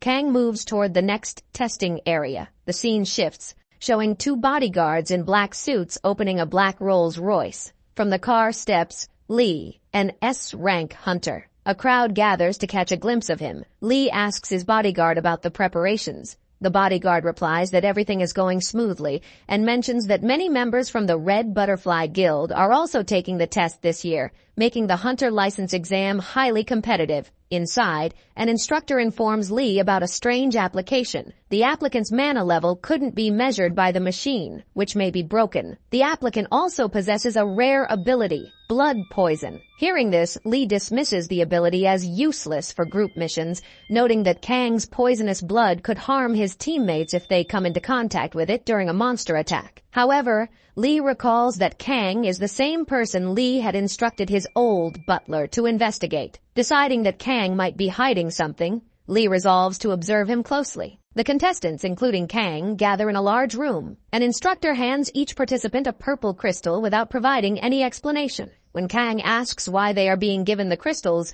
the instructor walks away without answering. Shortly after, a door opens, and Kang finds himself in a deserted location. Unknown to the participants, Lee is watching the scene unfold through a CCTV camera in his room. The deserted city is revealed to be a replica of a 2-star dungeon located in Ukraine. Holding the purple crystal, Kang listens as an announcement explains the goal of the test. There are over 100 contestants, each possessing a purple crystal. In 3 hours, the contestant with the most crystals will pass the test. Standing confidently with the crystal in hand, Kang feels excited to finally use his powers in real life. After that, we learn that every human being has a crystal, and by defeating monsters, they receive a random crystal ranging from 1 to 3. In the group, there's a spectacled man who appears to be the leader. He discusses his plan with 3 others, strategizing how to complete the test together. The spectacled man notices Kang and suggests Kang join their group. Kang, visibly annoyed,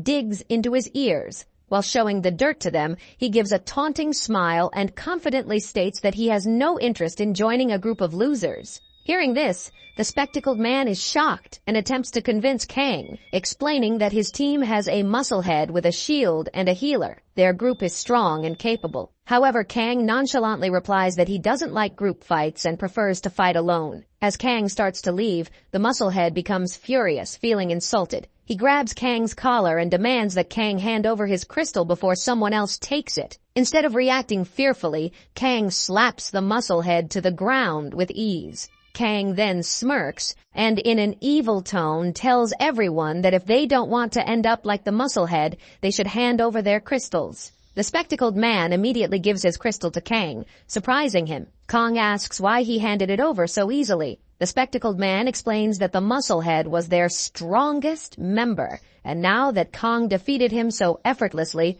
they stand no chance. After collecting all the crystals, Kang leaves. Meanwhile, Lee and his manager observe everything from their surveillance room. Lee comments that as soon as the test began, the red butterfly snatched crystals from his team and now leads the rankings. Lee adds that the red butterfly is so strong that it can clear a 2-star dungeon alone and even assist in 3-star dungeons. The manager, surprised, remarks that a 3-star dungeon is B rank, which is no small feat. At the same time, the red butterfly faces a muscular robot. This robot resembles the one Kang faced in Hell. The manager asks Lee about the robot, and Lee explains that it's a prototype created by W&D Industry, designed to be as strong as a 2-star monster. The robot is extremely durable and can withstand multiple hunters' attacks. Lee mentions that even 15 hunters struggle against this machine. As they watch, the red butterfly fights the robot but struggles to defeat it. Suddenly,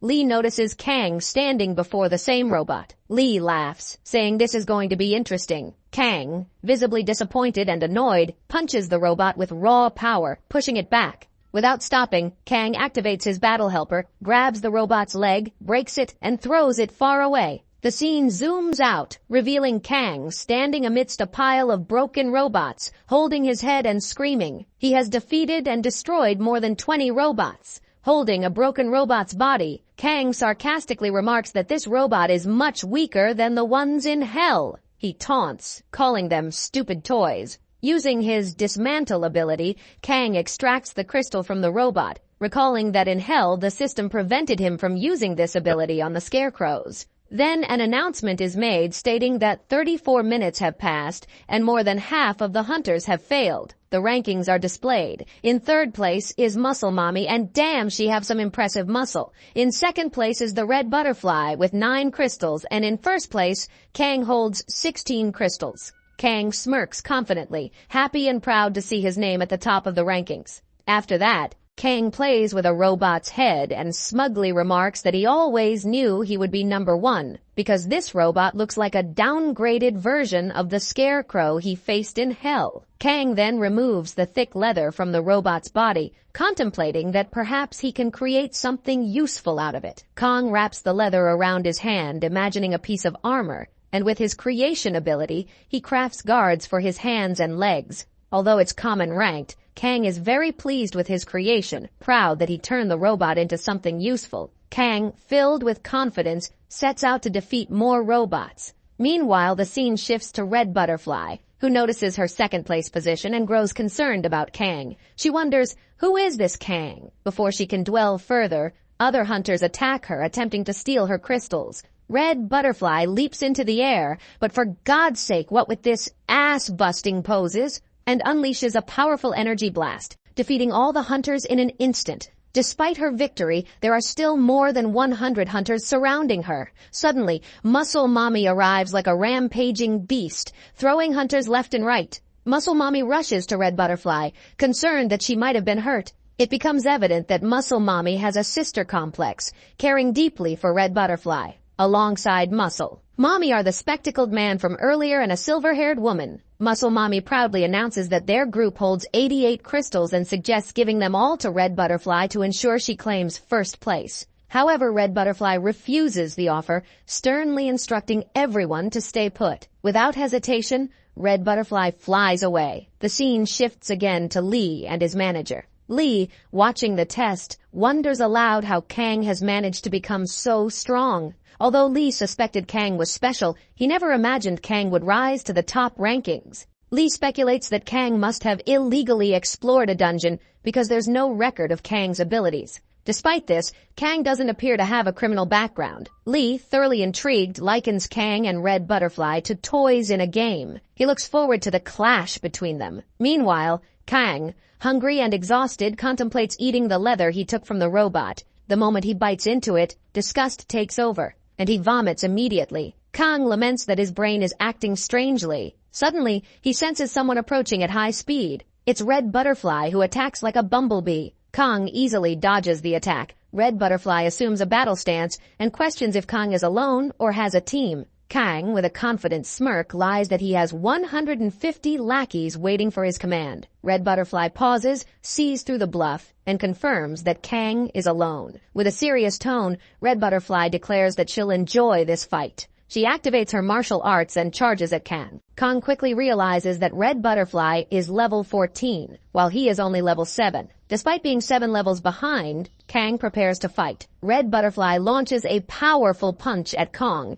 who barely blocks it and acknowledges her overwhelming strength. Not stopping there, Red Butterfly executes an aerial kick aimed at Kang's head. And again, what is hell is this angle? But Kang dodges each strike with the help of his battle helper. Kang knows he can't dodge forever. Activating his violent energy, he concentrates all his power into his hand. Kang resolves that this is his only chance to fight Red Butterfly on equal footing. Red Butterfly, sensing the challenge, activates her martial arts again. Like Sasuke and Naruto, they charge at each other, ready to collide in an epic clash. After that, Kang activates his Chidori while Red Butterfly uses her martial art, and they both charge at each other with devastating force. Kang believes his energy attack might damage Red Butterfly slightly. But to his surprise, as soon as Kang's Chidori hits, Red Butterfly's right arm begins to crack violently. She screams in agony and collapses to the ground, her entire arm's bone completely shattered. Kang, equally shocked and confused,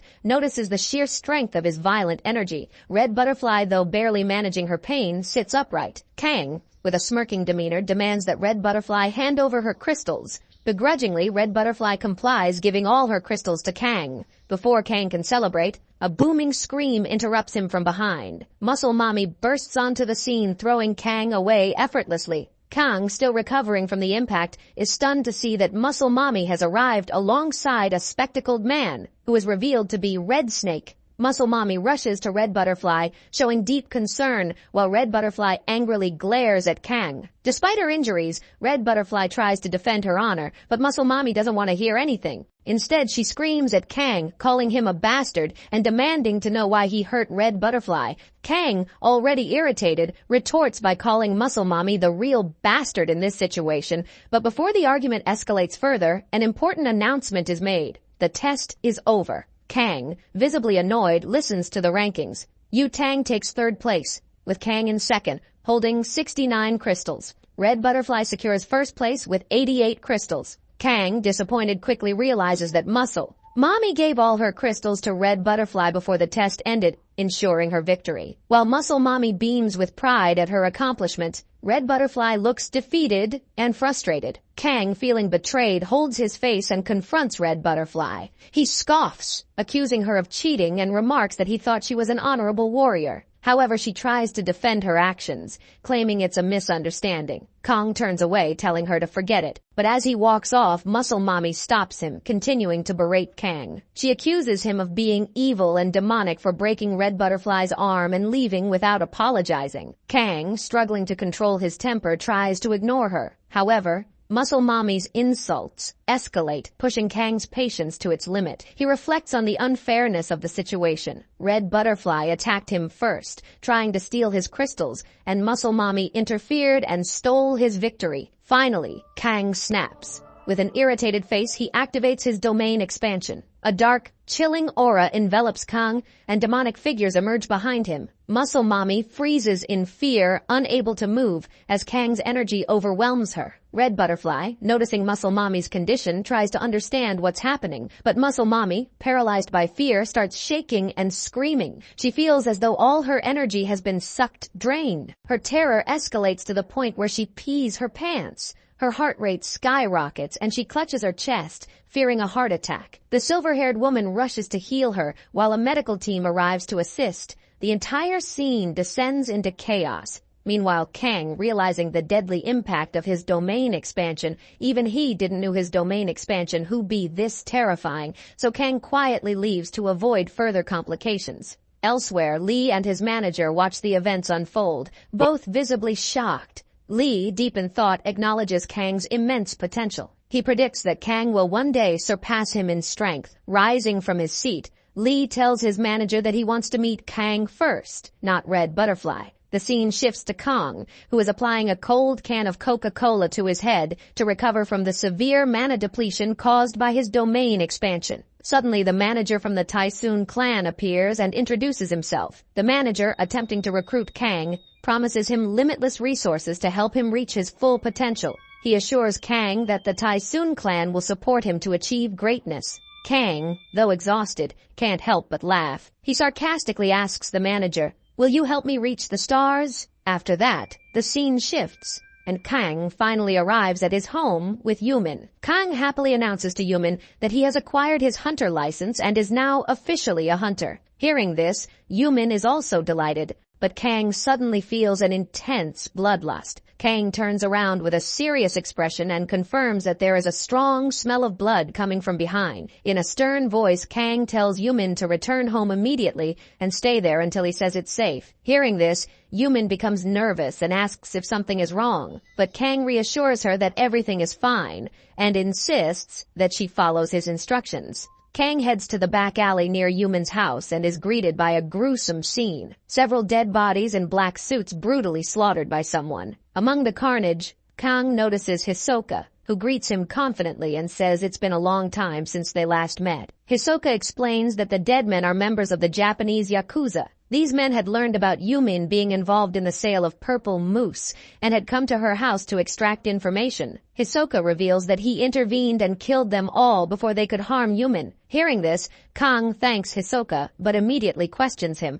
asking what Hisoka wants in return. With a smirk, Hisoka casually mentions that he has a small request. He wants to form an alliance with the Typhoon clan. Kang, now intrigued, tells Hisoka to check his biodata to decide if the alliance is feasible. However, Hisoka looks startled and reveals that he couldn't find any information about Kang's past. It seems someone has erased everything related to Kang. Hisoka explains that Kang's hunter status was 0. He had no ability, no connections, and no affiliation with any major organization. Yet, Hisoka is baffled at how Kang came into possession of an S-rank crystal. Hearing this, Kang is equally dumbfounded, unable to recall how he acquired such a rare item. Suddenly, the system notifies Kang that an outside entity wants to kill him. Before Kang can process this, Hisoka launches a swift attack with a knife. Kang barely dodges, but the force of the attack creates a massive shockwave in the background. Kang immediately realizes the gravity of the situation. Hisoka isn't joking. This is a serious fight.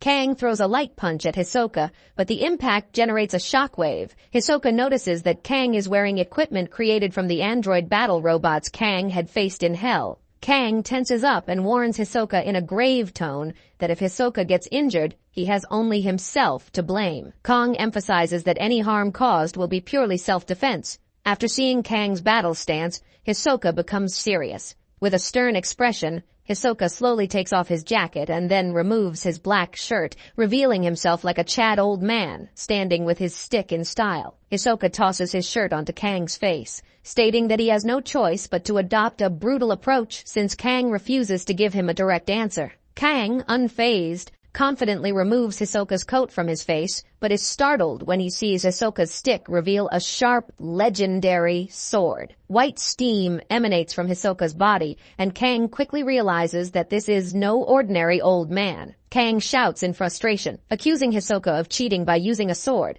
Hisoka stands calmly and unleashes a deadly slash, so intense that Kang knows a single hit could kill him. Kang relies on his battle helper to dodge the attacks, leaping to the wall behind Hisoka in an attempt to launch a surprise attack. But Hisoka, as casual as ever, turns and counters with another slash, barely missing Kong's head. Hisoka moves closer, and Kong seizes the opportunity to activate his domain expansion. The attack envelops Hisoka, causing his body to experience fear and intense pain. Hisoka's eyeballs turn white as if he is paralyzed by the effect. Taking advantage, Kong grabs Hisoka's collar and slams him to the ground. Hisoka regains his senses and taunts Kong, acknowledging that Kang's illusion weapon is impressive but won't work on someone like him who has faced countless similar attacks. With a single slash, Hisoka inflicts a deep cut on Kang's hand, causing blood to pour out. Confidently, Hisoka declares that he could have killed Kang if he wanted, but insists he has no intention of doing so. Hisoka demands to know where Kang obtained the purple moose crystal and who is giving Kang orders. Kong begins to laugh, prompting Hisoka to question what's so funny. Kong responds by reminding Hisoka of another one of his abilities. At that moment, Hisoka's sword starts emitting smoke. Realizing it's due to Kong's poison blood, Hisoka is visibly startled. Kong uses his violent energy to grab Hisoka's face and slams him into the wall, creating a huge blast. Hisoka's sword falls to the ground, and Kong fires an energy blast directly at Hisoka's face. Standing confidently, Kang taunts Hisoka, stating that his lack of poison resistance means Kang has already won. But Hisoka isn't one to give up easily. He raises his right hand and breaks Kang's arm and ribcage, causing Kang to collapse in intense pain, unable to move. Hisoka retrieves a healing potion and applies it to himself, neutralizing the poison. However, Kong also uses a healing ability, recovering fully and confidently standing up once again. Kong declares it's time for round 2. Hisoka, slightly taken aback, asks if Kang has any healing abilities. Kong smirks and cryptically replies that God knows, refusing to elaborate. In reality, Kang's last standing title restores his health to full whenever it drops below 10%. Kang silently marvels that this ability, which he wasn't sure would work in the real world, has now been proven effective. Hisoka glances at his sword and tells Kong they should stop fighting. He explains that he didn't come to battle but to talk. Kong, now irritated, reminds Hisoka that it was Hisoka who attacked first. Hisoka calmly sheathes his sword and reiterates his offer. If Kong joins the Tysoon clan, they will provide everything necessary for Kang's growth and protect him. But Hisoka presses again, asking how Kang obtained the purple crystal. Kang, with a psychopathic smile, steps closer and declares that he has a better offer than Hisoka's. Kong proposes that Hisoka works for him instead. Hearing this, Hisoka directly tells Kong that if Kang is going to continue indulging in his childish dream,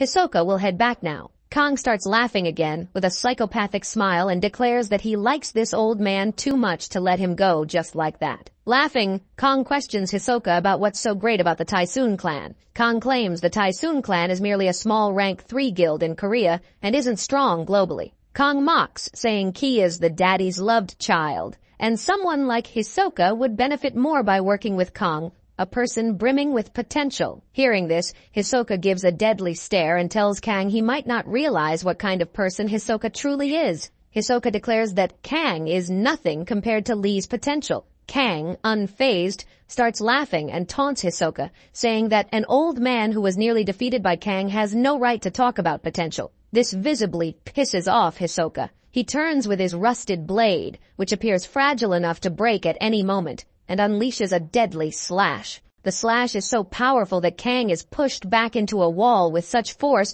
that it splits the wall in half with Kang in the middle. However, Kang emerges nearly unscathed, with only a slight scratch on his cheek. Kang realizes the precision of Hisoka's attack. He intentionally caused no damage to Kang while destroying the wall. Kong is speechless. He now understands that Hisoka had merely been playing with him and wasn't taking the fight seriously. Hisoka tells Kong that there are people in the Tysoon clan far stronger than Kong. He mentions that Lee achieved level 10 to level 20 in just 2 months. Hearing this, Kong's ego takes a hit. Kang, in a serious tone, pulls something from his pocket and tells Hisoka that he will prove his potential by reaching level 20 in 2 weeks. Kang proposes a deal. If he succeeds, Hisoka must work for him. Hisoka, placing his cap back on, declares that such a feat is impossible. He reminds Kang that Lee had access to abundant resources and a personal training ground provided by his father. Hisoka chuckles, calls Kang a good joker, and walks away. Kang, with a psychopathic smile, says he knows the perfect place to train.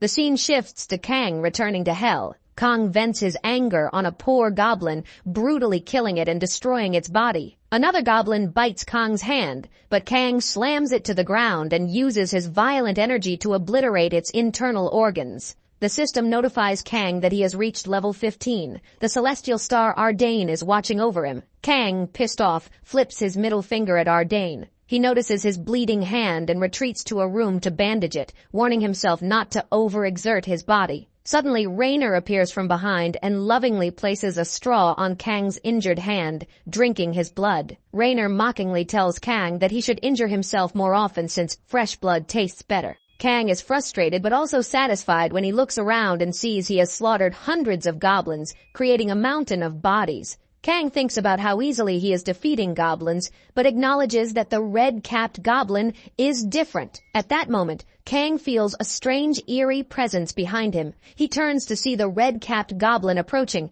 The goblin's hand, destroyed by Kang's poison blood, now has a replacement metal hook. The goblin looks at the pile of dead goblins and begins to cry in pain. Kang, surprised, wonders if the goblin actually has emotions. The red-capped goblin's grief quickly turns into rage and it starts screaming at the sky. Kang realizes he has truly pissed off the red-capped goblin and prepares for battle. He ties 3 poison darts in his hands, thinking how he never imagined a monster could grieve. The goblin, now enraged, charges toward Kang, clearly intent on devouring him. After that, the scene shifts, and we see Kang dead. Kang has managed to survive for 12 days and 6 hours. After being revived, he collapses to the ground, panting heavily. Kang wonders if he pissed off the red-haired goblin too much. That goblin didn't give Kang a second chance. It killed him instantly. Kang finally gets up, determined to trap the red-haired goblin and kill it, but each attempt fails.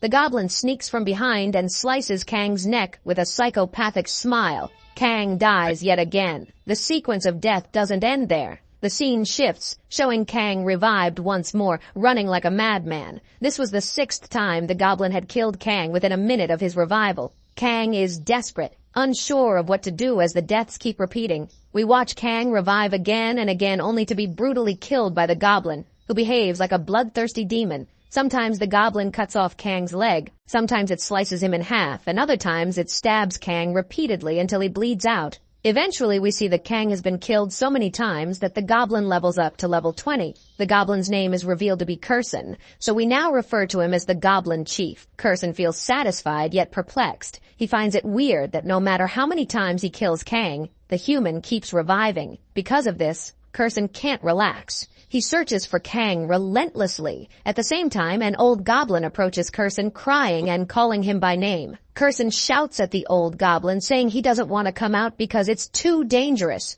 But the old goblin insists that there is a big problem. Someone has poisoned the village water supply, leaving the entire goblin village sick. The scene shifts, showing an underground tunnel filled with goblins. Many are old, young, and female, and almost 70% of them are sick and lying on the ground. The old goblin explains that the poisoned water has killed their farmed animals and made their fish inedible. They can neither eat nor drink, and their village is dying. The old goblin asks Curson who could have done such a cruel thing. The village had no conflict or enemies with any other races. Hearing this, Curson's blood boils. Curson is convinced that only a human could be responsible. He wonders how the human found their hidden village. Curson swears that the next time he encounters Kang, he won't kill him, but will cage him and bury him alive so he can't revive anymore. While Curson is deep in thought, a fat goblin approaches him holding a crying baby goblin. The goblin explains that the newborn is starving because its mother is too sick from the poison. They can't feed or hydrate the baby.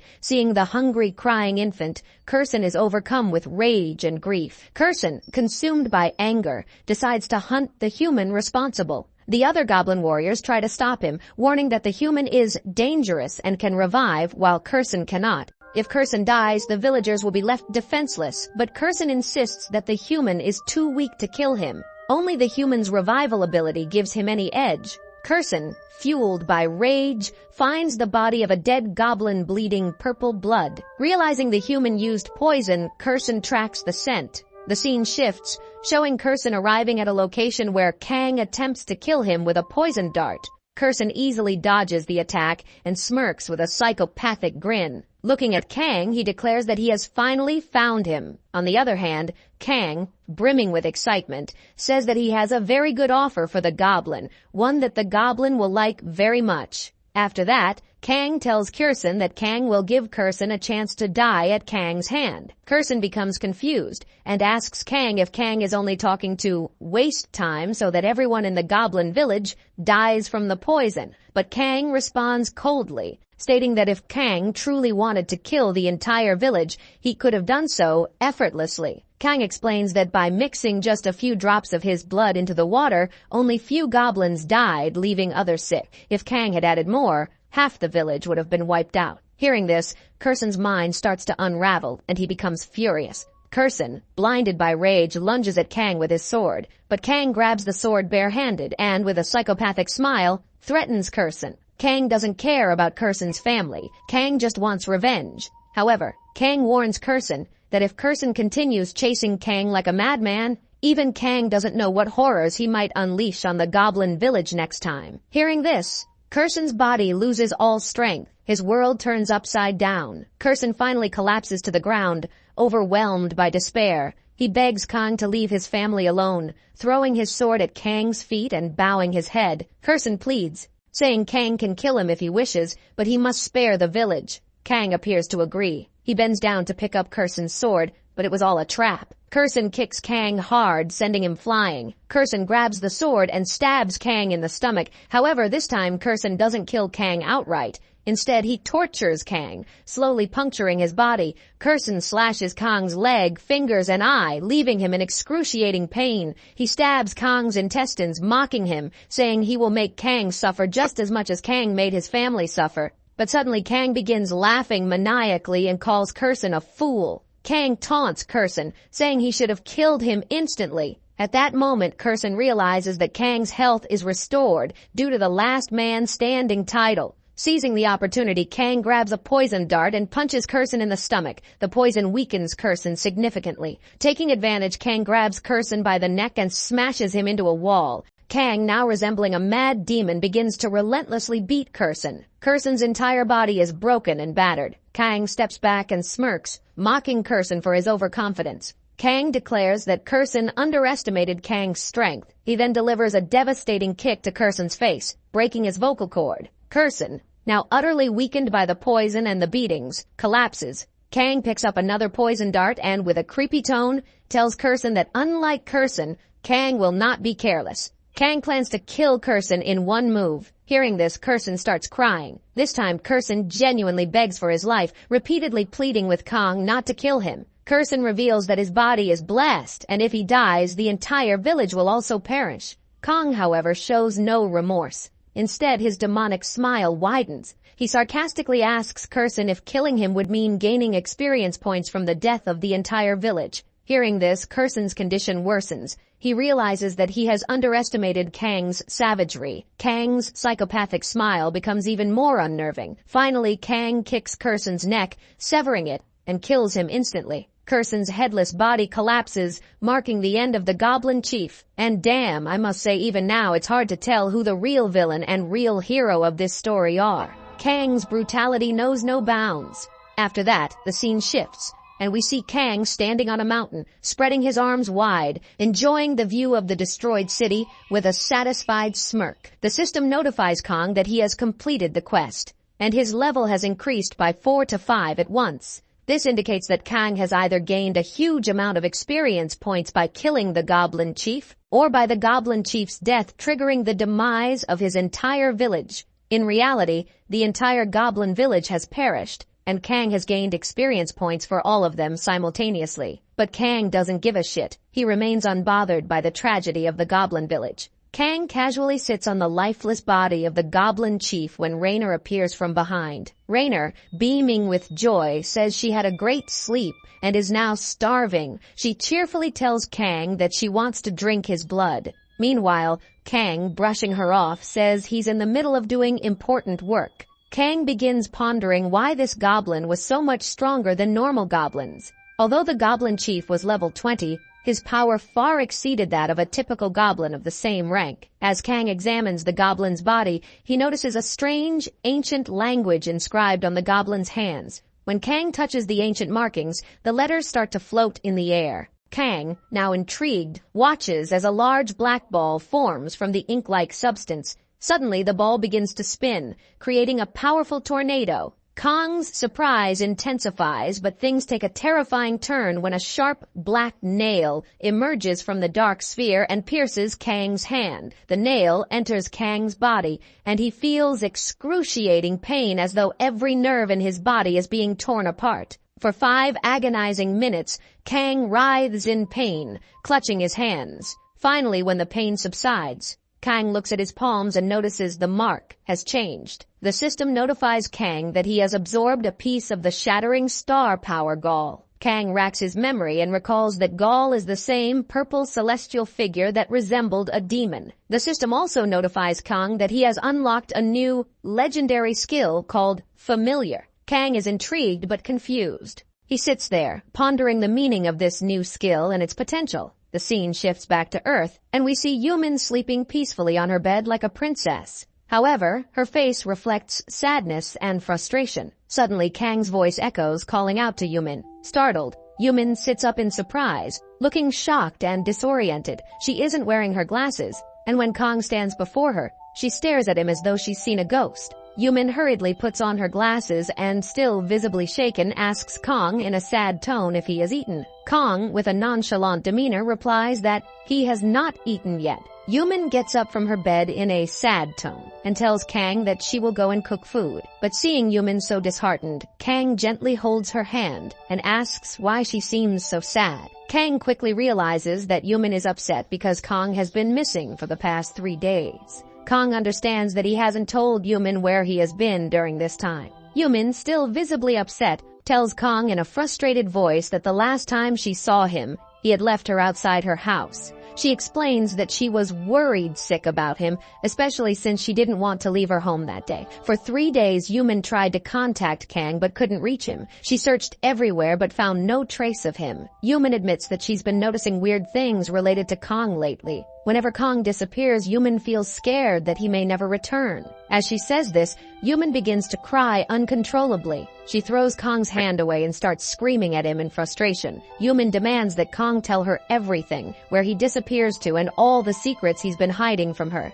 Kang forcefully holds her shoulders and asks Yumin to calm down. He promises her that he will explain everything. Pulling her close to his chest, Kang tries to comfort her, but this action makes Yumin shy. Kang, realizing how awkward the situation is, becomes flustered and quickly lets go of her. After this, Kang tells Yumin his entire story. He explains how his ancestral pendant transported him to another world, a place that was akin to hell. He shares all the horrors he faced and the struggles he endured. Hearing this, Yumin's sadness intensifies. She asks Kang if the next time he disappears, there's a possibility he won't return to Earth. Kang, with a serious look, admits that there is indeed a chance he might not come back. He confidently adds that death is also a real possibility. But with steadfast determination, Kang tells Yumin that no matter how long it takes, he will always return to Earth just for her. Kang holds Yumin's hand firmly and tells her that he wants her to be his lighthouse when he comes back. He then proposes to Yumin, expressing his deep feelings. Hearing this, Yumin's face lights up with happiness. She leans into Kang's shoulder with her entire body, overwhelmed with emotion. Suddenly, Yumin takes off her glasses and looks at Kang with a cute, seductive smile. In a playful voice, she tells Kang that she is ready to become his lighthouse. In fact, Yumin cheekily says she wants to become Kang's charger. She promises that whenever Kang returns from hell, she will recharge his body. Kang becomes nervous and backs away, awkwardly telling Yumin that she shouldn't be so close because she hasn't showered yet. Kang adds that his body might smell bad too. Yumin, playfully ignoring him, suddenly falls asleep on Kang's lap with a cute smile. With her eyes half closed, in a sedative tone, she tells Kang that in face she herself haven't showered yet. Yumin teasingly asks if he wants to shower with her. Hearing this, Kang becomes extremely nervous and shy. Well, we all know what happened after that in the shower. The next day, Kang wakes up after what he calls a good night's exercise. As soon as Kang comes downstairs, he notices that Hisoka is waiting for him outside. Kang, with a confident smile, gets into Hisoka's car and boasts that he has reached level 20 in just 2 weeks. Hearing this, Hisoka doubtfully replies that it's hard to believe Kang achieved such a feat because there's no way to verify it right now. Kang understands that Hisoka is making excuses to avoid admitting Kang's progress. Suddenly, Kang taunts Hisoka, telling him that from now on, Kang will increase the price of crystal mousse by 15%. Hearing this, Hisoka gets furious and glares at Kang with deadly eyes, saying that Kang cannot do this.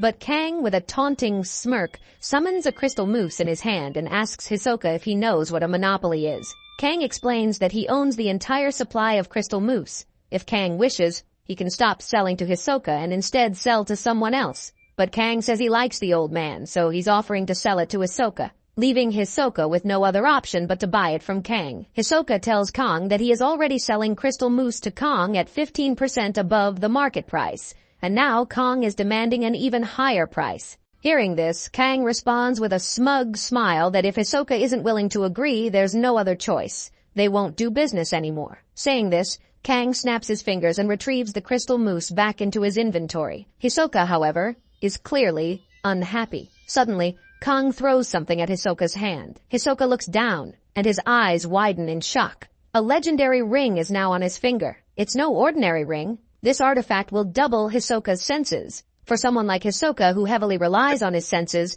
this is a game changer. Kang slyly asks Hisoka if Lee has ever given him a gift like this. Hisoka hesitates and then replies, "No." Kang smiles even wider and says that perhaps the more time Hisoka spends with Kang, the more he will realize that Kang is far more valuable than Lee. Hisoka, still processing, starts to think. He acknowledges that while working for Lee, he hasn't experienced any personal growth. Yet, Kang is casually handing him legendary items. It's hard for Hisoka to ignore the potential benefits. Meanwhile, Kang grins to himself, and the scene reveals the true purpose of the ring. It's not a mere gift. The ring has a pair, and Kang possesses the other one. Through this pair, Kang can track Hisoka's location and even reduce Hisoka's power by 50%. This isn't generosity, this is strategic manipulation. Well, damn. I must say Kang really knows how to play the game. The scene shifts, and we see Kang and Hisoka facing each other in a ring. Hisoka declares that because Kang claims to have reached level 20,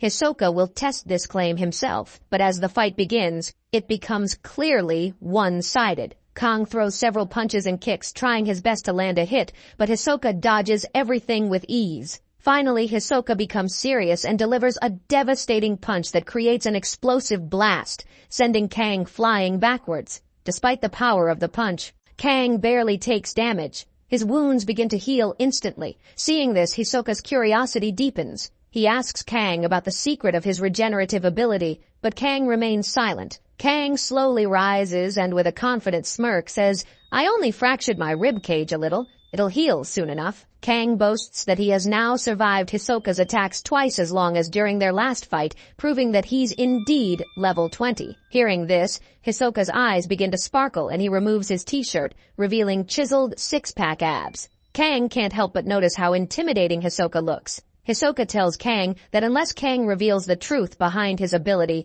Hisoka will force the answers out of him. Hisoka unleashes a barrage of attacks. Kang struggles to dodge, barely avoiding a direct hit. Desperate, Kang throws a punch at Hisoka's face, but Hisoka easily catches his fist and counters with a brutal strike that breaks Kang's arm. Kang's arm dangles like a broken pendulum. The pain is excruciating, and Kang starts crying out in agony. Despite his condition, Hisoka becomes even more intrigued. He notices that even with a broken arm, Kang's limb continues to move. Kang, through gritted teeth, asks if Hisoka is satisfied after torturing him. Hisoka, now serious, replies that Kang must build a reputation if he ever hopes to be compared to Lee. Hisoka reveals that he has already made arrangements for Kang to clear an official dungeon, pushing Kang closer to the spotlight of Hunter Society. After that, the scene shifts. and Kang arrives at a hill station, still frustrated because he has no desire to raid a newbie E-rank dungeon. But if Kang wants to build his reputation,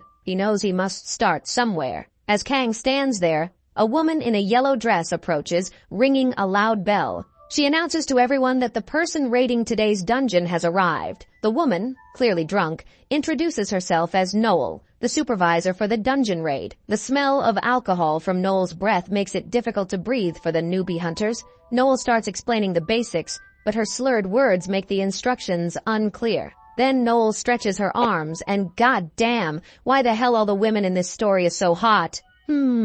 Back to story. Though we see Noel is a little drunk, informs the group that she is a B-rank hunter. She warns everyone that if they don't follow her commands, things will get ugly. Noel explains that this is an E-rank dungeon with a jungle theme. Dungeons are unpredictable and their terrain can vary. Lava, water, Oregon, even deadly voidlands. However, today's dungeon is supposed to be simple. But suddenly Noel vomits violently in the middle of her explanation, leaving Kang baffled. After Noel regains her composure, she instructs the newbie hunters to introduce themselves. The first is Park Seo-moon, a 2-star hunter. 2 girls follow, identifying themselves as 1-star hunters. Lastly, a small boy in glasses introduces himself as another 1-star hunter. Kang, observing the group, thinks they seem underwhelming. When it's Kang's turn, he introduces himself as a 1-star hunter. As soon as Kang introduces himself, Noel's expression changes. In a flash, she appears directly in front of Kang, scrutinizing him. She examines his face and body with intense focus. Noel mutters that Kang looks familiar, but her hangover clouds her memory. Noel asks if Kang has brought any equipment. Kang pulls a normal-looking stick out of his inventory. This infuriates Park Seo-moon. He throws his bag down, revealing an arsenal of weapons, and shouts at Kang, demanding how Kang plans to fight monsters with a stick. Park Seo-moon pulls out a huge sword and places it near Kang's neck, threatening him. But before the situation escalates further, Noel dashes in, grabs Park Seo-moon by the leg, and flings him into the air. He crashes to the ground with a thunderous impact. Noel catches Park's sword mid-air and slams it into the ground next to his face, leaving him so terrified that he nearly wets his pants. In a serious tone, Noel warns Park that it's illegal to draw weapons outside a dungeon and that his aggressive attitude could cause anxiety for others. Park Seo-moon, terrified, apologizes profusely and begins repacking his weapons. Meanwhile, Kang observes the scene with amusement. Kang silently acknowledges that while Noel is not as strong as Hisoka, she is still skilled and formidable. Kang smirks evilly, thinking about how fun it would be to test Noel's limits. At the same time, a dark shadow looms behind Kang. From the shadowy mass, a black liquid begins to seep, slowly taking shape. From within this dark ooze, Kurson slowly emerges, ready for something sinister.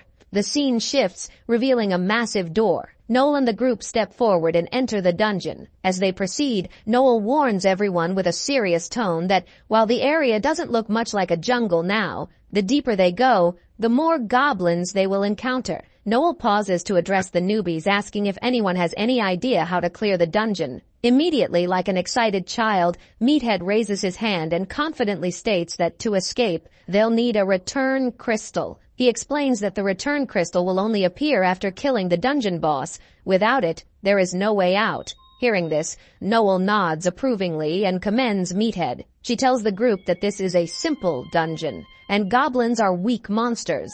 Their task is straightforward. Kill the goblins, defeat the boss, and retrieve the return crystal. Noel adds that unless the situation becomes extremely dangerous, she will not intervene. The scene shifts, showing Meathead calling the newbies together. He confidently announces that he has a plan based on his deep knowledge of goblins. While Meathead enthusiastically explains his strategy, Kang silently observes, listening from the sidelines. Meathead elaborates, suggesting that to avoid sneak attacks from goblins, everyone should watch their heads. Moreover, since goblins possess a highly sensitive sense of smell, the group should cover themselves in mud and grass. According to Meathead, this will mask their human scent and make them indistinguishable from the environment. Kang can no longer hold back his laughter and mockingly declares that Meathead's plan is ridiculous and won't work. Already irritated by Kong, Meathead's anger explodes. Like a wild animal, he begins shouting at Kong, accusing him of dismissing his strategy. Meathead, still fuming, justifies his plan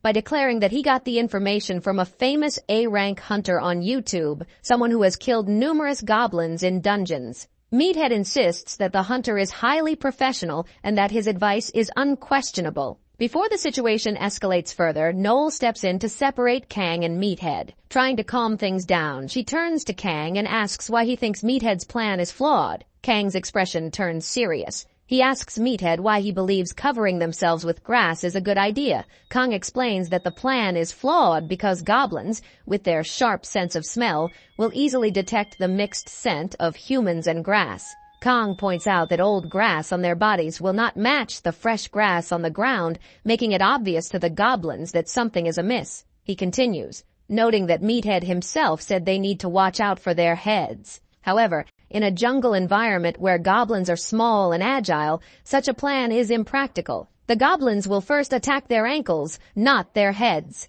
Hearing this, Meathead gets even more angry and shouts at Kang, accusing him of being oversmart. Meathead steps forward to grab Kang's collar, but Noel intervenes. With a swift punch to Meathead's stomach, she stops him in his tracks and tells him, "Whatever Kang is saying is right." Noel continues, explaining with a serious tone that Meathead's information is outdated. She says that if this were 10 years ago, it might have been correct. But after a decade, many new dungeons have appeared, and this jungle-type dungeon is unique. Goblins here are smaller in size, and Kang's observations are spot on. Noel emphasizes that information must evolve with time. Hearing this, Meathead and the rest of the newbies are shocked, but Noel's expression turns suspicious. She steps closer to Kang and, with a serious glare, asks him how his information is so precise. Noel adds that Kang speaks as if he has personally killed hundreds of goblins. Kang simply smiles and replies that he just learned this information. He casually adds that if Noel doubts him,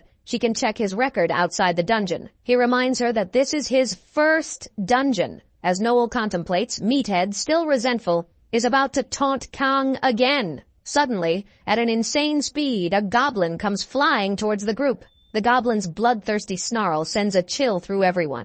Even Noel looks surprised, but Kang, remaining calm and unfazed, casually kicks the goblin with such force that it flies away, its neck snapping instantly. The goblin dies on the spot. Meathead and the newbies are stunned. Their jaws drop as Kang, exuding pure swag, turns to them and smugly asks, "Meathead said my stick was normal, so what do you think now? Is it still normal?" But everyone is left thinking that Kang didn't even use his stick. He kicked the goblin. The scene shifts, showing the newbie group fighting the goblins. However, something feels off. The goblins seem afraid and aren't fighting back. This unusual behavior allows the newbies to kill them easily. Even Meathead is swinging his big sword, cutting down goblins without much resistance. From the back, Noel watches with a keen eye, her suspicion growing. She notes that while goblins in an E-rank dungeon are usually easy to kill, these goblins seem unnaturally scared. Their fighting spirit appears completely gone. Suddenly, a blood-curdling scream pierces the air.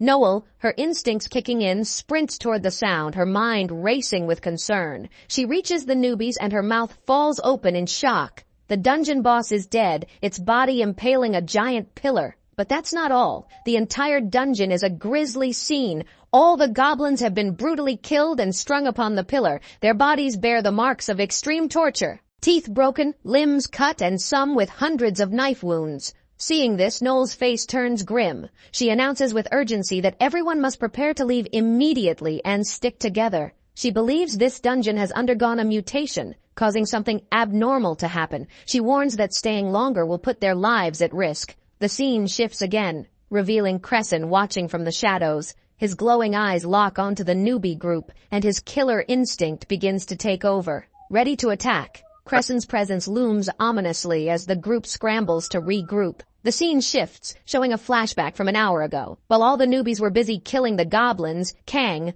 unnoticed by anyone, sneaks away to another location. Reaching his destination, Kang activates his family skill, summoning Curson from his shadow. As Kirsten emerges, Kang beams with satisfaction and gives him his first mission. Kang explains that this is Kirsten's debut task under his command. We also learn about the origins of the family skill. Kang reveals that by absorbing all the tattoos from Kirsten's hand, he unlocked this unique ability. This skill allows Kang to revive monsters, bring them from hell to the real world, and command them. With a psychopathic smile, Kang tells Kirsten to kill all the goblins in the dungeon. Hearing this, Kirsten is appalled and questions Kang, asking if he's genuinely a demon for commanding him to murder his own kind. Kang, with an even crueler grin, gives Kirsten an ultimatum. Kill the goblins, or Kang will slaughter Kirsten's entire family. Faced with no choice, Kirsten's resignation is clear. He reluctantly agrees, knowing that his life is tied to Kang's. If Kang dies, Kirsten will also perish.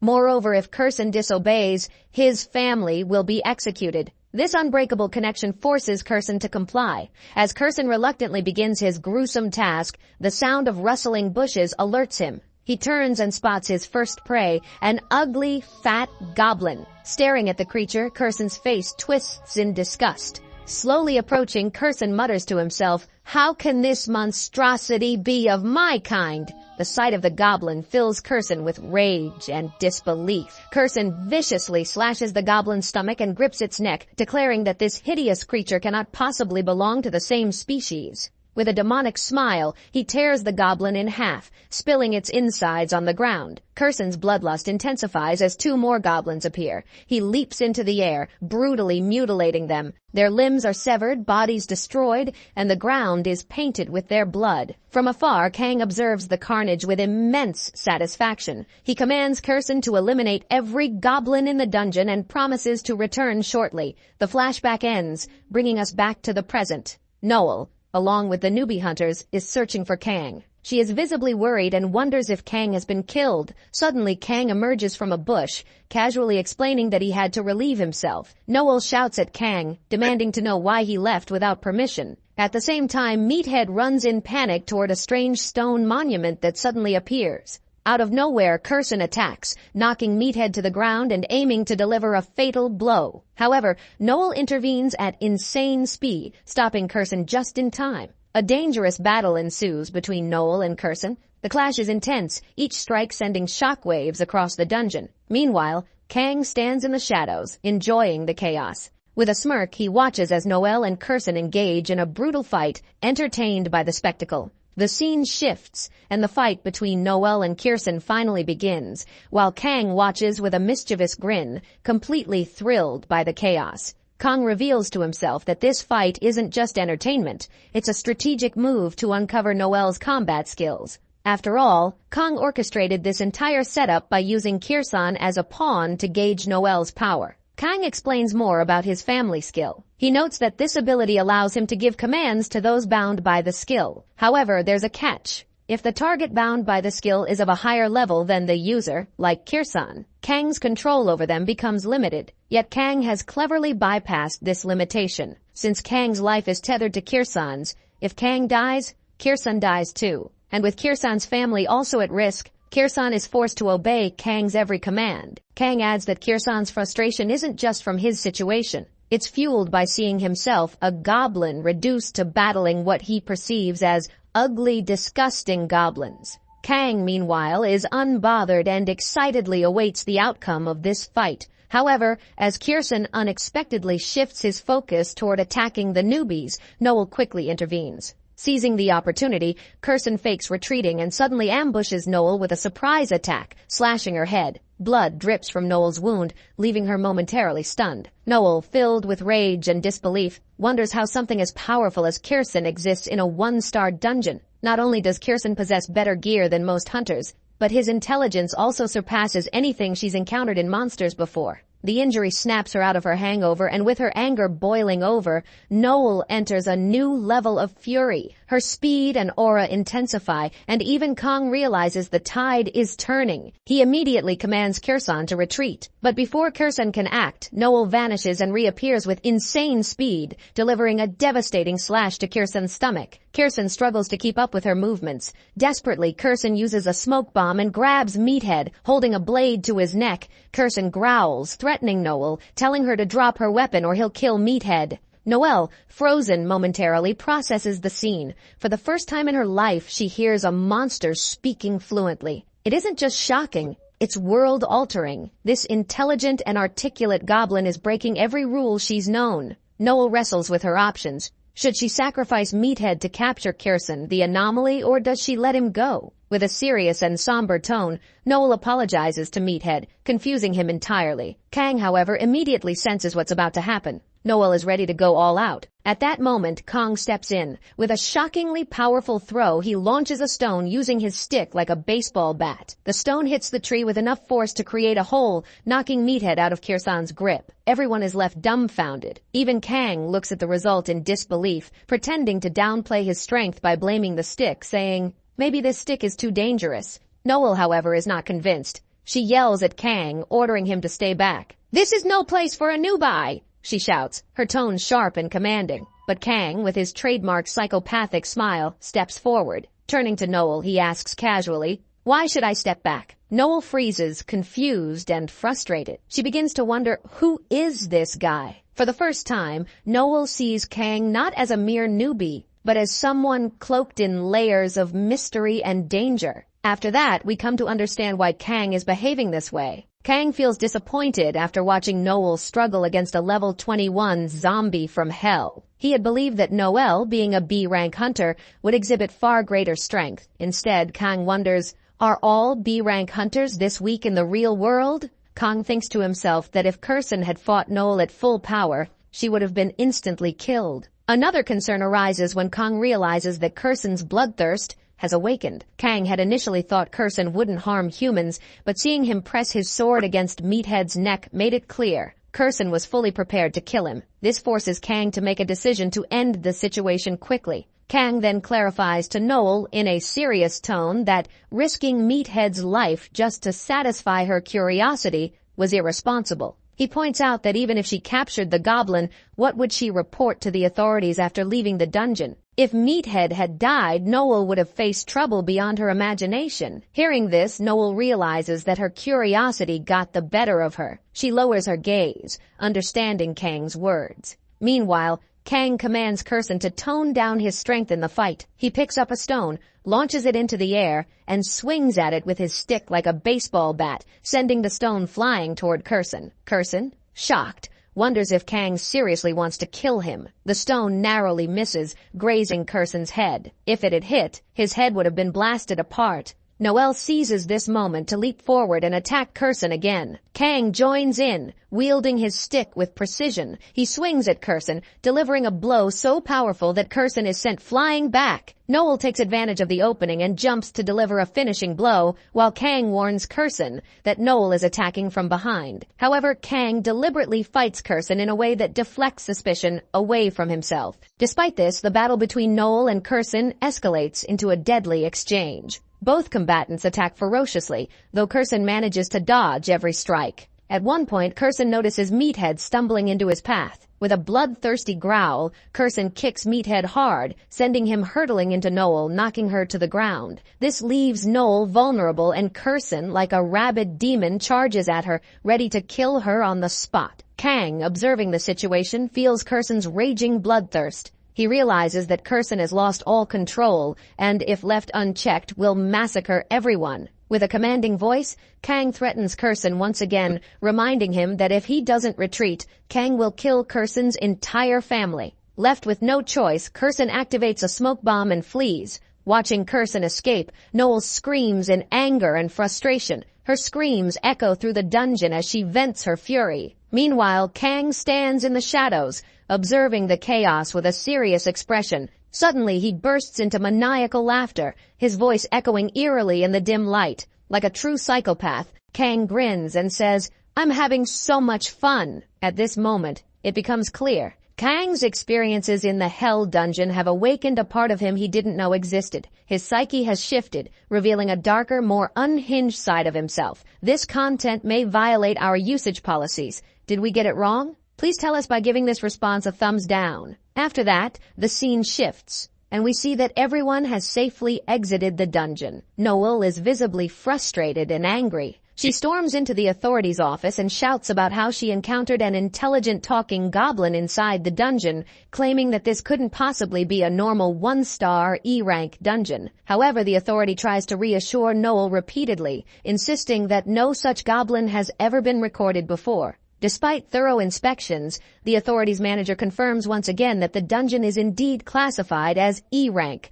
with no abnormalities. Noel grows even more irritated. Out of frustration, she ruffles her hair, revealing its stunning beauty. She sits on a bench, visibly displeased, when Kang suddenly appears with his creepy, evil eyes and greets her with a disturbing hello. Noel is startled and asks Kang, still somewhat shaken, if he needs something from her. Kang responds a bit shyly that it's nothing serious, he was just concerned about her. Noel sighs and admits that the dungeon incident had left her irritated and worried, but she adds that she was happy to meet Kang. She extends her hand for a handshake, which Kang accepts. During the handshake, Kang asks a question with his usual curiosity. He inquires if Noel believes Kang has the potential to clear a 2-star dungeon. Noel carefully observes Kang, her mind wandering back to the talking goblin they encountered. She notes that the goblin seemed even stronger than a B-rank hunter, a level typically associated with a 3-star dungeon. Noel thinks for a moment, then seriously tells Kang that he might indeed be capable of raiding a 2-star dungeon. She hands him her guild card and explains that, in the future, if Kang ever considers joining a guild, he should consider hers. She emphasizes that if Kang wants to unlock his full potential, he will need access to training grounds and resources, things only a big guild can provide. Noel proudly adds that her guild is among the top 3 guilds in Korea. Kang thanks Noel, but politely declines her offer. He explains that he prefers hunting alone in dungeons and finds the process of dividing loot with others to be a hassle. Furthermore, Kang cheekily reminds Noel that she should write a positive review about him, as her review will directly influence his ability to raid higher-level dungeons. At this point, we learn an important fact about new hunters. No matter their rank, every new hunter must begin with a 1-star dungeon. Only after an inspector writes a positive review can they gain the clearance to raid higher-level dungeons. Then, the scene shifts, and we see someone running hurriedly to the research team leader's office. Inside the room, a blonde-haired woman wearing red glasses sits at her desk, looking irritated. The manager opens the door and steps in, holding a report in his hand. The blonde-haired woman immediately shouts angrily at him, reminding him that she had strictly instructed not to be disturbed unless it was an emergency situation. The manager, trying to catch his breath, insists that the information in the report is more than an emergency. Hearing this, the blonde-haired woman grows even more angry and throws her Starbucks coffee onto the table. She warns the manager that if the report isn't interesting and important, she'll throw another cup of coffee at him. The manager, unfazed, places the report directly on the table in front of her. The blonde-haired woman picks up the report with a skeptical glare but soon freezes in shock. She immediately questions the manager, demanding to know if he's 110% sure that the data is accurate and not due to an error. The manager, looking confused and worried, assures her that the report and blood sample were checked multiple times and yielded the same result each time. Removing her glasses, the blonde-haired woman mutters to herself. She says that if this were a 5-star result, it would be interesting. If it were 6-star, she'd be screaming in excitement.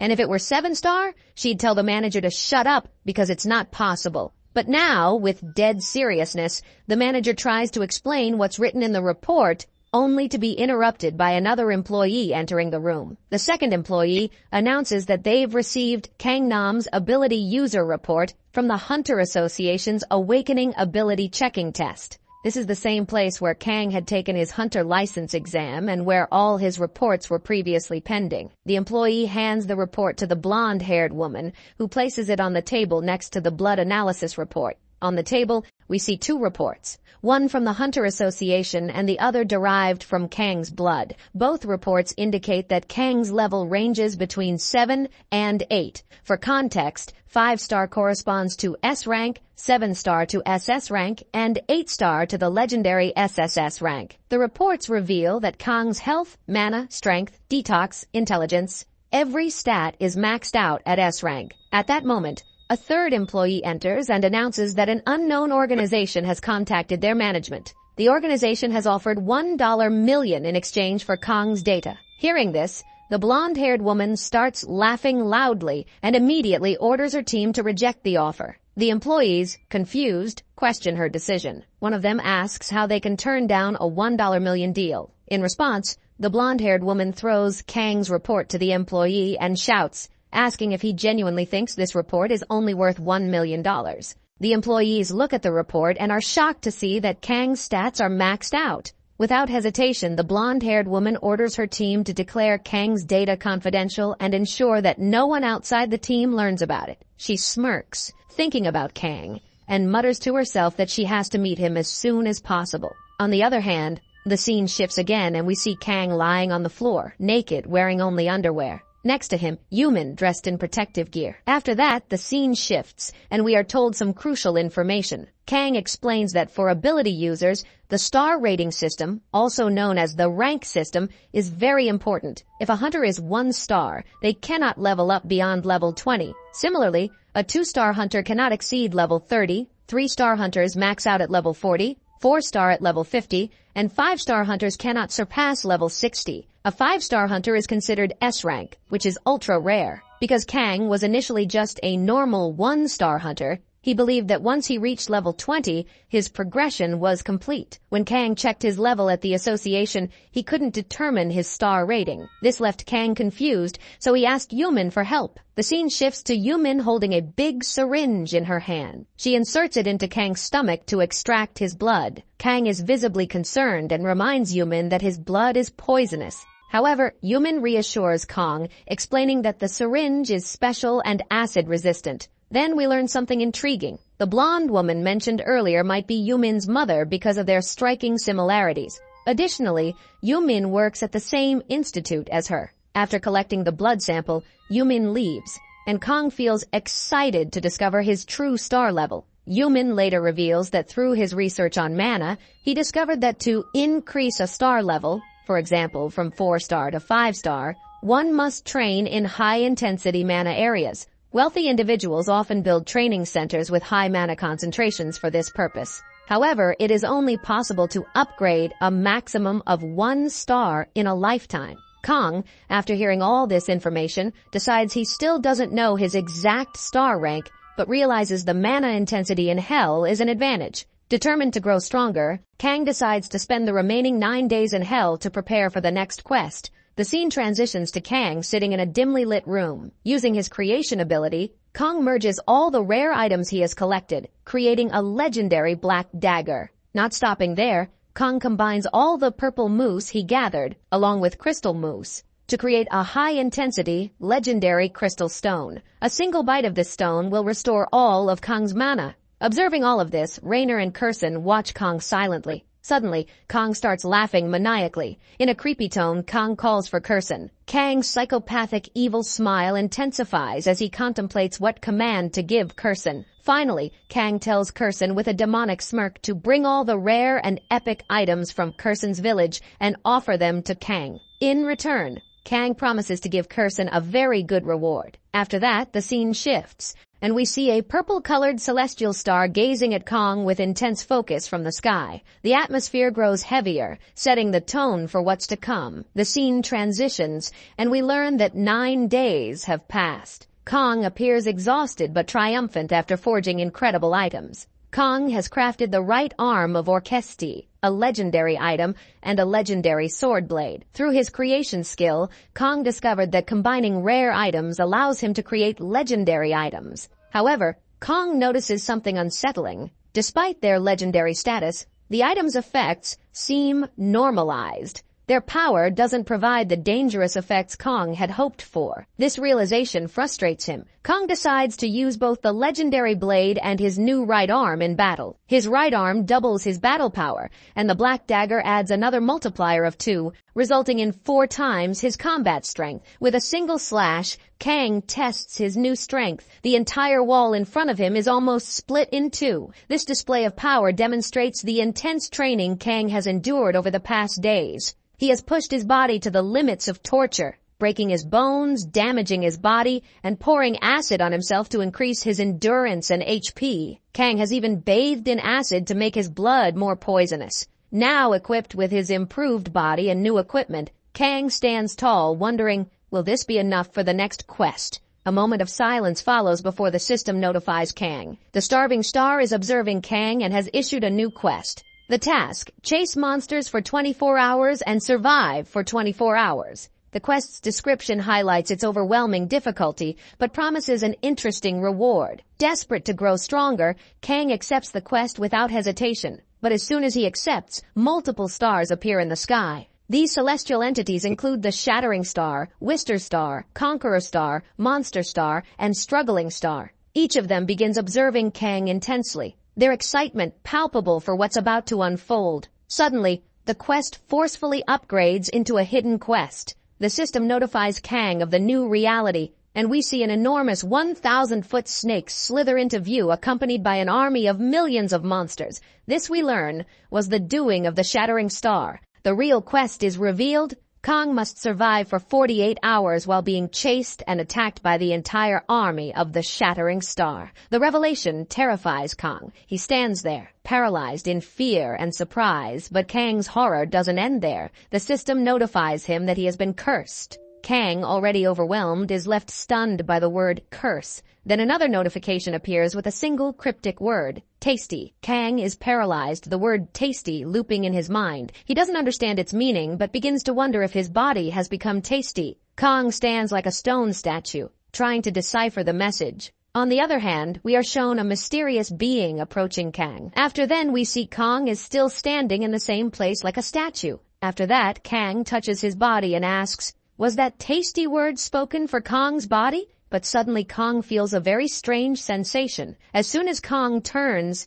we see that from behind, Kurson and Rainer are both drooling. Kang also feels this strange vibe. He turns back and notices that Rainer and Kurson are looking at him with an intense hunger, drooling uncontrollably. They come closer to Kang, staring at him as if he is some delicious dish. Seeing this, Kang gets scared, runs intensely back a few steps and shouts, "Stay away from me, you crazy people!" On the other hand, Rainer explains to Kang with a mischievous smile that Kang has suddenly become very tasty. She asks, "Can I take just one tasty bite of your little pee-pee?" I mean your body. Hearing this, Kang gets even more startled and screams at Rainer, asking, "What does tasty mean to you, Rainer?" On the other hand, Rainer's condition worsens. She touches her tongue seductively while still drooling and explains to Kang, with a sly tone, that this curse has probably made Kang's body irresistibly delicious. Rainer adds that she wants to cook Kang's body in different ways and make various dishes. After that, Rainer tells Kang that although she is a monster, she is also an end-game boss, so she can control her hunger. She explains that, as a fairy, she had promised that after the end of the world, she would devour all living monsters. Rainer comes close to Kang's face, holds his nose, and says, "All the people of the Starving Star are like this. It's a hell full of greedy beings that live in an eat-or-be-eaten world." Suddenly, Kang hears a strange noise. As he turns back, he notices Kurson's hypnotized eyes full of intense hunger, as if Kurson is ready to eat him alive. Kang gets startled, but Rainer snaps out of it, becomes very scared, and walks away, telling Kang, "I didn't have any weird thoughts about eating you." Kang tells Rainer to wipe her drool before talking to him again. Standing still, Kang feels very worried and doesn't know what to do. He realizes that because his body has become so tasty, all the monsters in hell will now come to eat him. While Kang is deep in thought, the wall of his safe house starts to shake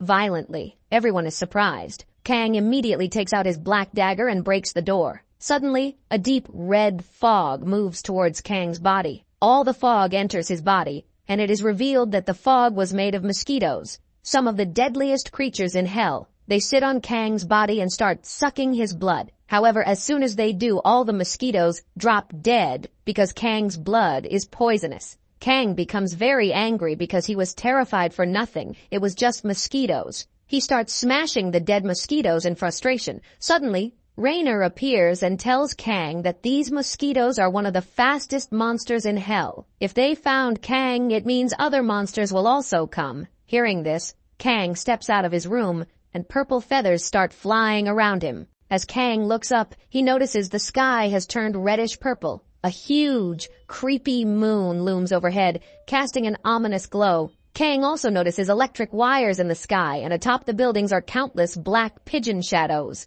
Kang looks closely and realizes that they are all zombified pigeons. The sight is terrifyingly creepy. However, Kang starts laughing loudly and taunts the pigeons, asking, "Are you going to kill me, you mere pigeons?" But as soon as Kang says this, the pigeons start acting very weirdly, as if they understand his words. The pigeons get enraged and suddenly dive to the ground, chasing Kang. At the same time, hundreds and thousands of mosquitoes join the chase. Kang starts running at full speed with Kurson right behind him, both searching for a safe place. While running, Kang asks Kurson if there's a safe place in his village. Kurson, knowing that Kang's presence would destroy the village, lies and says, "My village has become very small, and the population has increased." Kang, irritated, replies, "Forget it, I wasn't expecting much from you anyway." As Kang keeps running, he notices a cliff and jumps off, hoping to find safety below. However, as soon as he lands, he sees the ground crawling with monsters, all ready to devour him. Kang quickly realizes that escape is impossible. He takes out his black dagger and prepares to fight. Kang is both excited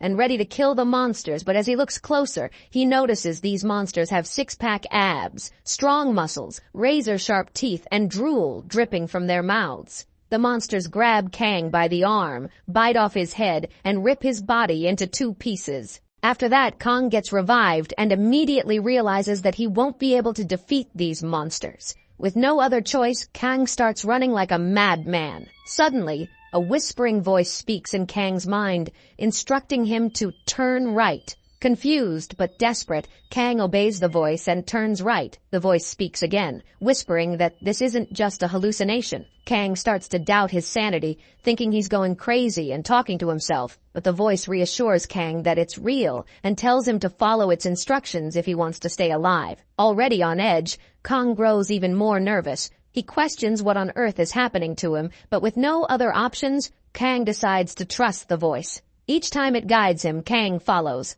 As Kang takes another sharp turn, he notices the monsters chasing him colliding with walls, unable to match his sudden changes in direction. For the first time, Kang feels like he has a chance to escape. However, Kang's relief is short-lived as he reaches a dead end. Before him lies a massive pile of rubble resembling a cave. From within the cave, 6 deadly red eyes glare at Kang. He immediately realizes he is in deep trouble. Kang freezes in fear as a 100-foot-tall tarantula emerges from the rubble. Its razor-sharp, tentacle-like legs glisten ominously. The spider unleashes its special web attack, and the whispering voice in Kang's mind shouts at him to dodge right. Kang narrowly avoids the web, which traps the monsters chasing him. For a moment, Kang breathes a sigh of relief, but quickly checks his system and discovers that the spider is level 87. The realization sends a chill down Kang's spine. His face pales, and he's overwhelmed with fear. The whispering voice reassures him that the spider is under its control. Confused, Kang demands to know who the voice belongs to. Finally, the voice reveals itself. It is the Whispering Star, the golden-colored celestial that had granted Kang a small amount of power in the past, unlocking his abilities. The Whispering Star materializes, and we see she is a sexy, hot angel with an air of mystery. She attempts to hypnotize Kang, offering him an irresistible deal. She tells Kang that if he makes her his master, he can end this mission here and now. The angel seductively whispers to Kang, holding his neck and chest while leaning in closer. She insists she has always wanted someone like him. The Whispering Star promises that if Kang agrees to a connection with her, he will gain everything he desires. Intrigued, Kang asks what benefits he would receive by joining her. The angel smirks and claims she has no ulterior motives. She warns Kang that if Nag will hear what other Celestial have plans for Kang, he will immediately choose her. Hearing this, Kang asks, if other Celestials have utter motives for him, is she a saint? Why she want to help Kang? Also for free. Then the angel holds his cheeks in a creepy way and says, I like you. She then bizarrely puts her fingers in his ears, mouth, and nose and whispered, I want to get smashed by you, my boy, leaving Kang in a hypnotized state. The angel multiplies herself using a shadow clone jutsu technique and envelops Kang with her ethereal forms. She hugs Kang with her large chest, pulling him deeper into an ocean. Kang feels like he is drowning in deep water. However, something jolts him back to reality. He snaps out of the hallucination and defiantly declares, I have a girlfriend. And damn, I must say, Kang is loyal. The scene shifts, revealing Whispering Star standing silently, her disappointment palpable. She doesn't utter a word, just stares at Kang with an unreadable expression. Kang, on the other hand, assumes she is furious and braces for an outburst. But instead, Whispering Star lets out a sigh, her voice tinged with regret. She comments on how wasteful it is for someone like Kang with such potential to have such limited ambition. Her disappointment is evident. With a dismissive glance, she remarks that Kang may only understand the gravity of his errors after enduring 200 torturous defeats at the hands of the monster. She leaves with a flying kiss, saying Kang will definitely call her again. As Whispering Star vanishes, the massive tarantula creeps closer to Kang. Its red eyes glow with deadly intent, and saliva drips from its fangs. Kang, already exhausted and wounded, struggles to stand his ground. Suddenly, he feels a sharp pain in his hand and notices thousands of small tarantulas swarming over his body, covering him in webbing. From above, Whispering Star watches with amusement, giving Kang a sarcastic wave. The huge tarantula stings Kang, paralyzing him completely and binding him tightly in its web. The scene shifts to a dark, web-infested cave where Kurson and Rainer arrive, searching for something. They find mummified web-like cocoons hanging from the cave ceiling. Among them, Rainer locates Kang and tears open the webbing. Kang emerges, lifeless and unresponsive, as if his soul has left his body. Kirsan lifts him, unsure of how to revive him. Rainer, with a grin, suggests a solution. He punches Kang in the stomach, almost stopping his breath. Kang gasps and regains consciousness. Kurson urgently tells Kang they need to escape before the tarantula returns. Meanwhile, Rainer, demanding his reward for saving Kang, insists on drinking Kang's blood. Kang loses his temper, shouting in anger at Rainer. Amid the chaos, a strange camaraderie forms, creating a bittersweet emotional moment. As they head out of the cave, Kirsan notices something unusual in Kang's hand. "What is that?" he asks. Kang, confused, examines his hand and is stunned to see a black gauntlet with 6 fingers. The gauntlet looks dangerously powerful. Whispering Star's voice echoes faintly, commenting that Kang has completed his toy. Kang becomes serious and pulls a small glass from his inventory, a tool he acquired earlier that lets him check the stats of any item. Upon scanning the gauntlet, Kang is shocked. The gauntlet, once a white legendary item created by Kang, now displays the title Real Legendary Item. Kang realizes that all his previous legendary items were fakes. Seeing the immense power of this weapon, Kang grins with triumph, knowing it multiplies his strength 3-fold. Unable to contain his excitement, Kang strikes a heroic pose, clutching the gauntlet. Kirsan, watching from the side, mutters to himself that Kang might have lost his mind, possibly infected by Venom's influence. The scene shifts to Venom's monsters equipped with razor-sharp teeth hunting for Kang. However, they begin acting strangely, sniffing a delicious scent. Drawn by the smell, they follow it to a dark seaway where a swollen mosquito lands on one monster's neck and bites it. The bitten monster falls, and the other monsters, enraged, devour it. But the mosquito, now full of blood, viciously attacks the remaining monsters, brutally consuming them. The camera pans to the end of the seaway, where Kang stands, surrounded by mosquitoes. One mosquito bites Kang's finger, seemingly establishing a connection. Kang, now in control of the swarm, grins with sadistic satisfaction and declares, "This was too easy." After that, we see that all the monsters are eating each other raw. On the other hand, a swarm of mosquitoes fills their stomachs with Kang's blood and starts injecting it into one another. This causes the venomous monsters to turn on each other and devour one another. Meanwhile, Kang stands confidently, holding a mosquito in his hand, and says with a smirk that his plan is perfect. A cloud of mosquitoes buzzes around Kang, all sucking his blood. Then we are taken to a flashback where Kang begins experimenting with his family skill. Kang explains that using this skill to control a powerful being like Kurson requires a massive amount of mana. If Kang is summoning or commanding Kurson, he cannot command anyone else simultaneously. However, Kang discovers that he can control weaker creatures like mosquitoes in huge quantities. Kang realizes that he can either control Kurson alone or give commands to hundreds of mosquitoes at once. But because Kang is blackmailing Kurson by threatening to kill his family, he can control both Kurson and the mosquitoes at the same time. Kurson, watching this, feels both impressed and disgusted by Kang's methods. However, Kang's clever plan doesn't go smoothly. The mosquitoes suck so much of Kang's blood that he suddenly feels dizzy. Darkness clouds Kang's vision and he collapses to the ground. Kurson emerges from the tunnel and immediately lifts Kang onto his shoulder. But as they start to retreat, Kang senses a strange danger. He quickly recovers, pulls out his black dagger and prepares for a fight. At the far end of the tunnel, Kang sees numerous glowing, bloodthirsty green eyes glaring at him.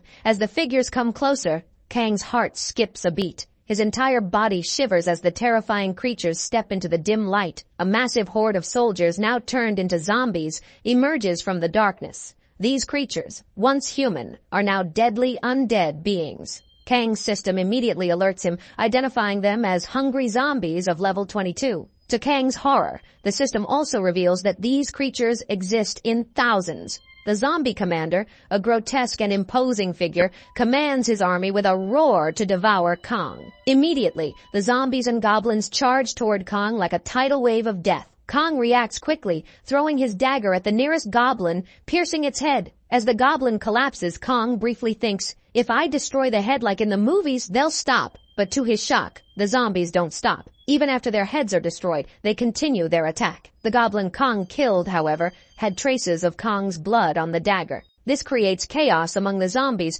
as they turn on one another, starting to rip each other apart. Kang, realizing this is his chance, scrambles up a nearby ladder to escape from the tunnel. But the zombie commander notices Kang's movements and screams in rage, calling his underlings idiots. The commander's deafening roar brings all the zombies' attention back to Kang. They stop attacking each other and once again charge toward him. Kang, with adrenaline pumping, races up the ladder. Kang is rushing out of the tunnel with full force, and the commander shouts at all his fellow members to follow him. Kang hurriedly breaks through the top cover of the tunnel and finally reaches the surface of the city. He anxiously waits for all the zombies to emerge from the tunnel. Kang is tense and deeply worried because these zombies are not ordinary. They are trained in martial arts. Kang himself is trained, but these zombies are immortal. Suddenly, a zombie wielding an AK-47 emerges from the tunnel and starts shooting at Kang. To Kang's surprise, zombies also appear from another tunnel flanking him and begin firing. Kang is utterly shocked to see that these zombies know how to shoot, and he realizes the dire trouble he is in. If these zombies manage to overwhelm him, Kang wonders how he could ever recover from such a scenario. Suddenly, Kang hears the sound of marching behind him. His heart sinks. Slowly he turns to look, and his eyes widen in horror. All his courage seems to drain from his body as he sees that he is surrounded. Zombies and venomous monsters glare at him with massive teeth and long, slimy tongues, ready to devour him piece by piece. Kang understands that escape is almost impossible. Checking his system window, he notices there are 46 minutes left. But those 46 minutes feel like an eternity. Kang knows that if the zombies and venomous monsters get to him, they will torture and consume him slowly. The zombie commander commands his soldiers to eat him alive, savoring every moment until no flesh remains. Meanwhile, the venomous monsters begin closing in from behind, eager to devour him. Kang, in a desperate move, pulls out a crystal mousse from his pocket and crunches it. Instantly, an intense surge of mana floods through his body, overflowing with power. Kang activates his domain expansion, releasing an intense shockwave that ripples through the area. The zombies suddenly stop attacking Kang and turn their attention to the venomous monsters, engaging in a fierce and bloody battle. Zombies begin biting into the venomous monsters, while the monsters retaliate, tearing the zombies into shreds. Kang stands back, smiling, as chaos unfolds. Kang explains that his domain expansion had injected intensified blood energy into the venomous monsters, amplifying it by 100%. The result? The zombies and venomous monsters turned on each other, leaving Kang untouched. Kang believes this plan will buy him the precious 46 minutes he needs, but suddenly a gunshot rings out from behind. Kang barely dodges the bullet, relying on his sixth sense. Turning, he sees the zombie commander with over 50 trained military soldiers equipped with automated rifles, all aiming directly at him. Kang is confused. Why didn't his domain expansion affect these soldiers? Realization dawns. These soldiers are out of his range. The zombie commander shouts an order. "Pick up your rifles and fire hard on him." Before the soldiers can act, an intense slash echoes through the air. In a single strike, Curson appears and decapitates all the zombies in one swift motion. Curson turns to Kang with a cocky smirk and says, "You can save the thanks for later."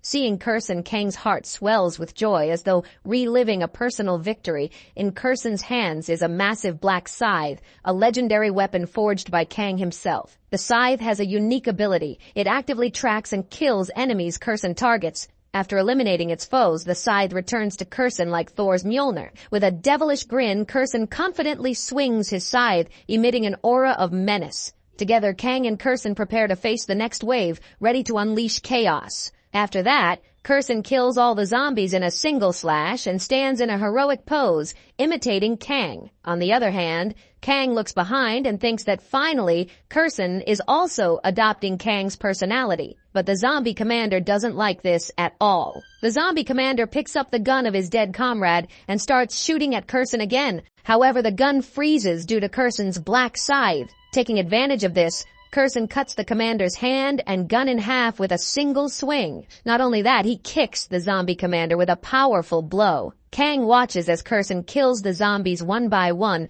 and thinks that if it were a few days earlier, even if Kang had ordered Curson to do a task, Curson wouldn't have done it properly. But ever since Kang gave Curson the black scythe as a gift, Curson has become totally tame. Curson seems to like Kang a lot now and listens to everything Kang says. While Kang is lost in these thoughts, the Venom Hulk monster hits Kang with a powerful smash. Kang barely dodges and finds himself surrounded as the monsters close in on him. Due to the effect of Kang's domain expansion, the zombies catch the Venom monster again, and another fight breaks out between the zombies and the Venom monster. Kang looks to his left and right, noticing the increasing number of zombies and Venom monsters. To make matters worse, Kang's domain expansion starts to fade. Kang is having a hard time surviving the situation, but then a massive, humongous red tornado appears in the sky. It is a swarm of mosquitoes. Seeing the mosquitoes, Kang realizes he might have to use his secret weapon. Kang tells himself that it took him a long time to create this weapon,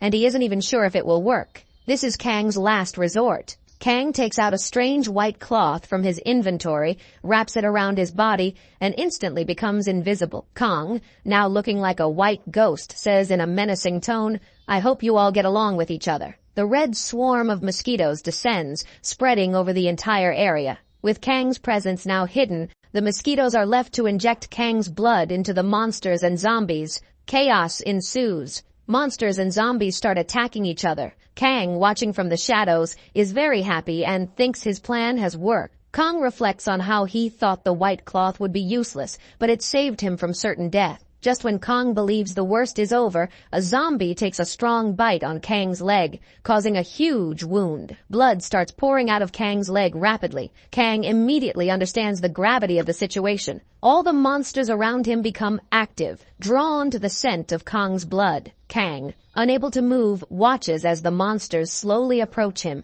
Kang becomes desperate, thinking if only he could replenish the lost blood, he might have a chance. Suddenly, Kang notices the blood of monsters pooling on the ground. A sinister smile spreads across Kang's face as he commands his team of mosquitoes to suck the blood from the venomous monsters. The mosquitoes obey, draining the monsters of their blood. The monsters collapse, turning into skeletons. The mosquitoes then inject the venomous blood into Kang. As the monster blood enters Kang's body, he screams like a madman. A shockwave emanates from him, sending all the mosquitoes flying. Kang starts experiencing intense pain, losing consciousness, vomiting, and collapsing onto the floor, crying intensely. But when a monster approaches to deliver the final blow, swinging its claw to cut Kang's neck, something unexpected happens. The monster's hand shatters upon impact. In an instant, Kang flies through the air and cuts off the monster's right hand. When Kang's full form is revealed,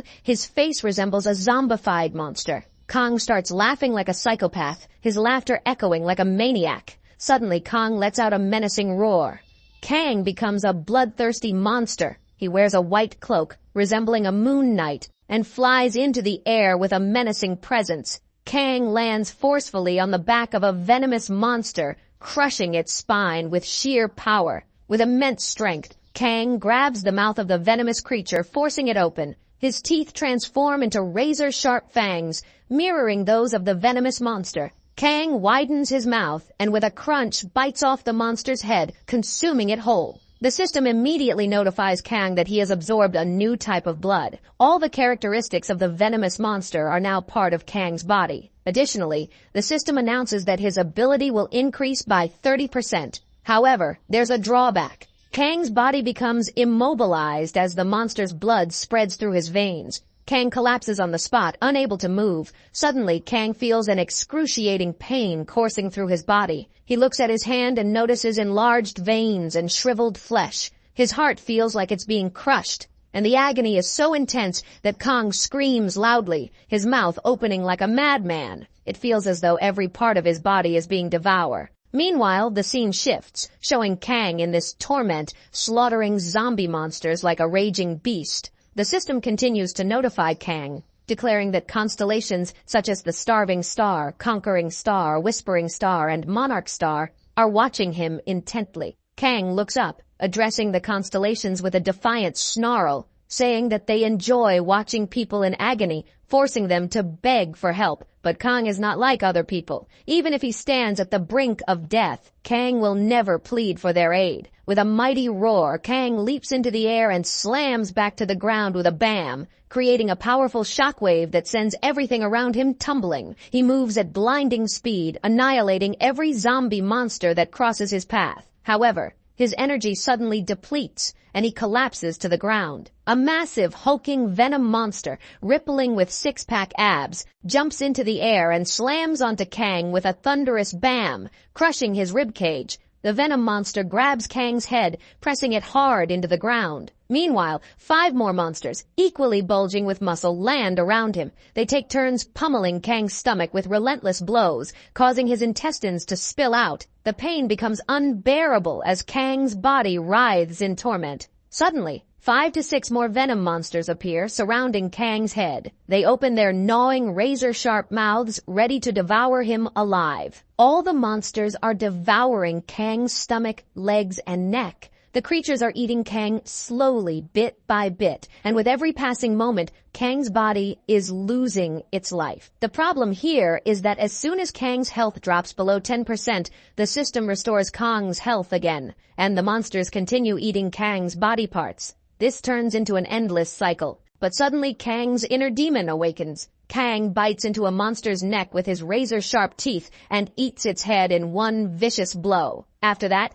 Kang goes crazy. Kang shouts, "All the fucking bastards will be eaten one by one." Kang stands up, blood dripping from his mouth, and declares, "I will fucking tear you limb from limb, every single one of you." Saying this, Kang roars loudly and leaps into the air. One by one, he grabs the heads of the venomous monsters and smashes them like watermelons. Not only that, Kang starts enjoying this primal rage. One after another, Kang devours the monsters whole. With a psychopathic grin, Kang says, "You came to eat me, right? Well, now I will eat you all." On the other hand, the scene shifts. We see the lower body of the zombie commander completely destroyed as it drags itself away from the battlefield. The zombie commander, now trembling, looks at Kang and thinks, "This human, he's more dangerous than any monster." The zombie commander no longer wants to eat Kang. All it wants is to escape this horror. But as the zombie commander moves forward, it sees something terrifying. Sitting atop a pile of corpses,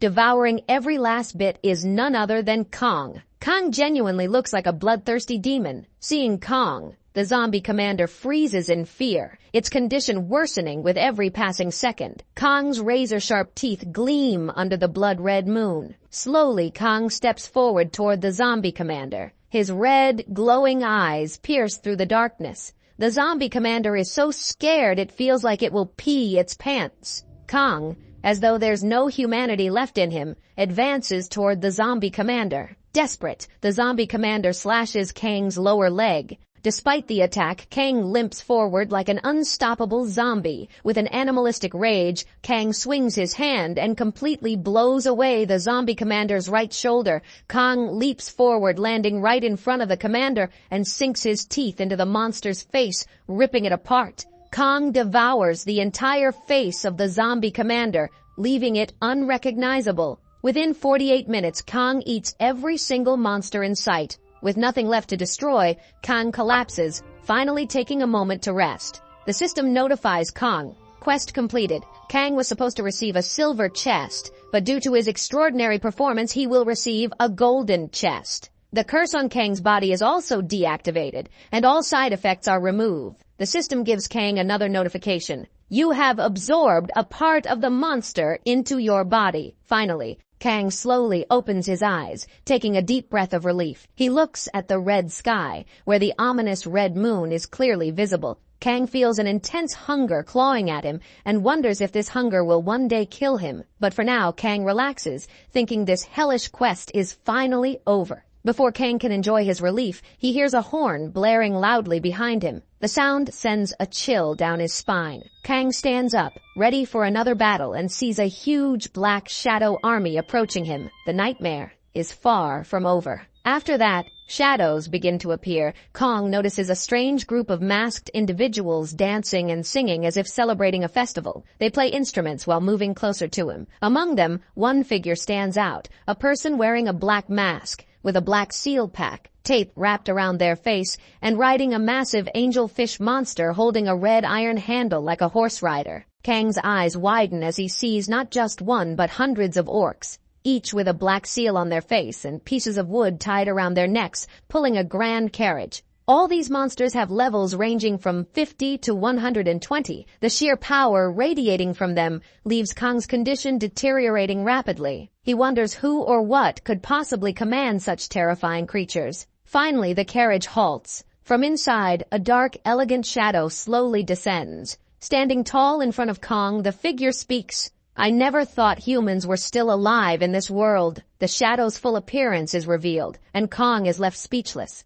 The being is stunningly gorgeous but undeniably demonic, with black skin adorned with intricate gold jewelry. With a maniacal, psychopathic smile, he repeats, I never thought humans were still alive in this world. Kang notices the name Kawaro appear, marked at level 118. A shiver runs down Kang's spine. Kawaro steps closer, his piercing eyes locked on Kang. He taunts Kang, questioning how such a low-level human has managed to survive. Kawaro leans in, tasting the blood from Kang's cheek, smirking as he comments on its quality. Without warning, Kawaro kneels, picks up the decapitated head of a zombie, and brings it before Kang's feet. Kang, already terrified, watches as Kawaro performs a magical spell, and miraculously, Kang's injured leg is fully restored. Standing elegantly, Kawaro moves a little ahead of Kang and beckons him, saying in a regal tone, Follow me! Something as precious as you should be welcomed with a glorious occasion and the finest food. Kawaro then asks Kang, Are you from the family of the Shattering Star? I am one of the people of the Shattering Star. Before Kang can respond, he understands Kawaro's intentions and boldly replies, taunting him, I have no intention of becoming a mere delicate like you. Hearing this, Kawaro bursts into maniacal laughter. Tears stream down his face as his sharp-pointed tongue slides out, licking his lips. With a psychopathic smile, Kawaro asks, Do you know the simplest and most basic craving of this world? It's hunger. Kawaro begins to recount his tragic past. He explains that when he was human, he worked tirelessly to fight monsters but failed at every turn. Despite his efforts, Kawaro couldn't protect his family, and they were all slaughtered. Rage fills his voice as he shouts, I tried so hard. I fought everything, but all my hard work was wasted. He describes how the world descended into hell, leaving him no choice but to accept the offer of the Shattering Star. Fixing his threatening gaze on Kang, Kawaro declares, You should join me. Together we will devour the whole world like a snake. He extends his hand, his eyes gleaming with intensity, repeating his demand. Kang, however, remains silent. The tension builds as Kang simply sits there, creating an awkward silence between them. Meanwhile, back on Earth, Yumin senses that Kang is in grave danger, her instincts screaming for answers. Now back to hell. Kang slowly deactivates the gauntlet on his right hand and tells Kawaro with a sly smile that maybe now Kang has no option left. Kang slowly gets up and walks toward Kawara. Kawara assumes that Kang has come to join him, and all the weird masked monsters watch closely. Kang approaches, holds Kawara's hands elegantly, and suddenly bites his hand. Kawara screams in pain and throws Kang away, shouting, How dare a damn beast bite royalty like Kawara? On the other hand, Kang gets up, dusts himself off, and taunts Kawara. Why does the taste of your blood feel worse than a zombie's? Oh, wait, I know. It's because a traitor's blood should taste that way. The word traitor echoes in Kawara's mind. Furious, Kawara sticks out his tongue, licking his own face, and growls in anger. How dare you call Kawara a traitor? With rage, Kawara steps in front of Kang and declares, the last human in hell should die. Kawara gave you plenty of chances, but you love to die, don't you?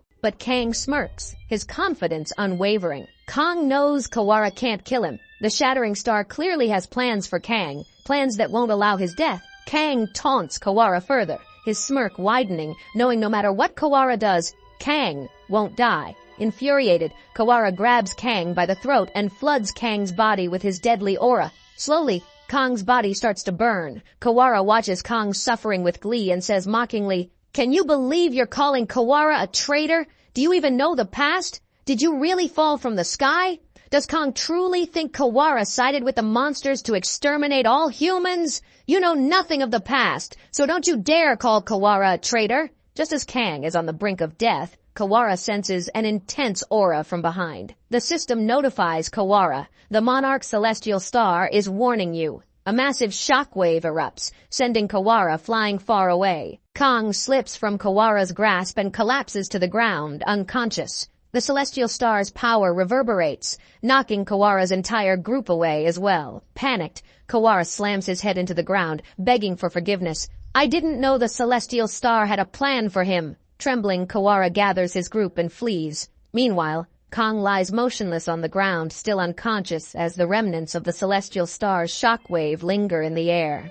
Finally, after a long time, Kang comes to his senses and slowly starts getting up from his place. Kang is very irritated and angry. He spreads his hands, looks up at the sky, and shouts to the Celestials that they can do anything they want, but Kang will never surrender to them. Exhausted, Kang falls to the ground and becomes unconscious. He remains on the ground for almost half an hour. During this time, Kang gets a vision of Yumin waiting for him on Earth. In his dream, Yumin is calling out to him. Finally, Kang opens his eyes and sees Rainer standing over him. Rainer opens her eyes wide and shows her thigh to Kang. Confused, Kang asks, "What did you do with your thigh, Rainer?" Rainer calmly explains that Kang was unconscious on the ground, and while unconscious, Kang bit her thigh and sucked her blood. Rainer assures Kang that it's fine because she has no problem with it, as Rainer always sucks Kang's blood. She adds that when Kang sucked his blood, Kang's health improved, and Rainer had also sucked Kang's blood while he was unconscious. Kang is startled, but decides to check his rewards.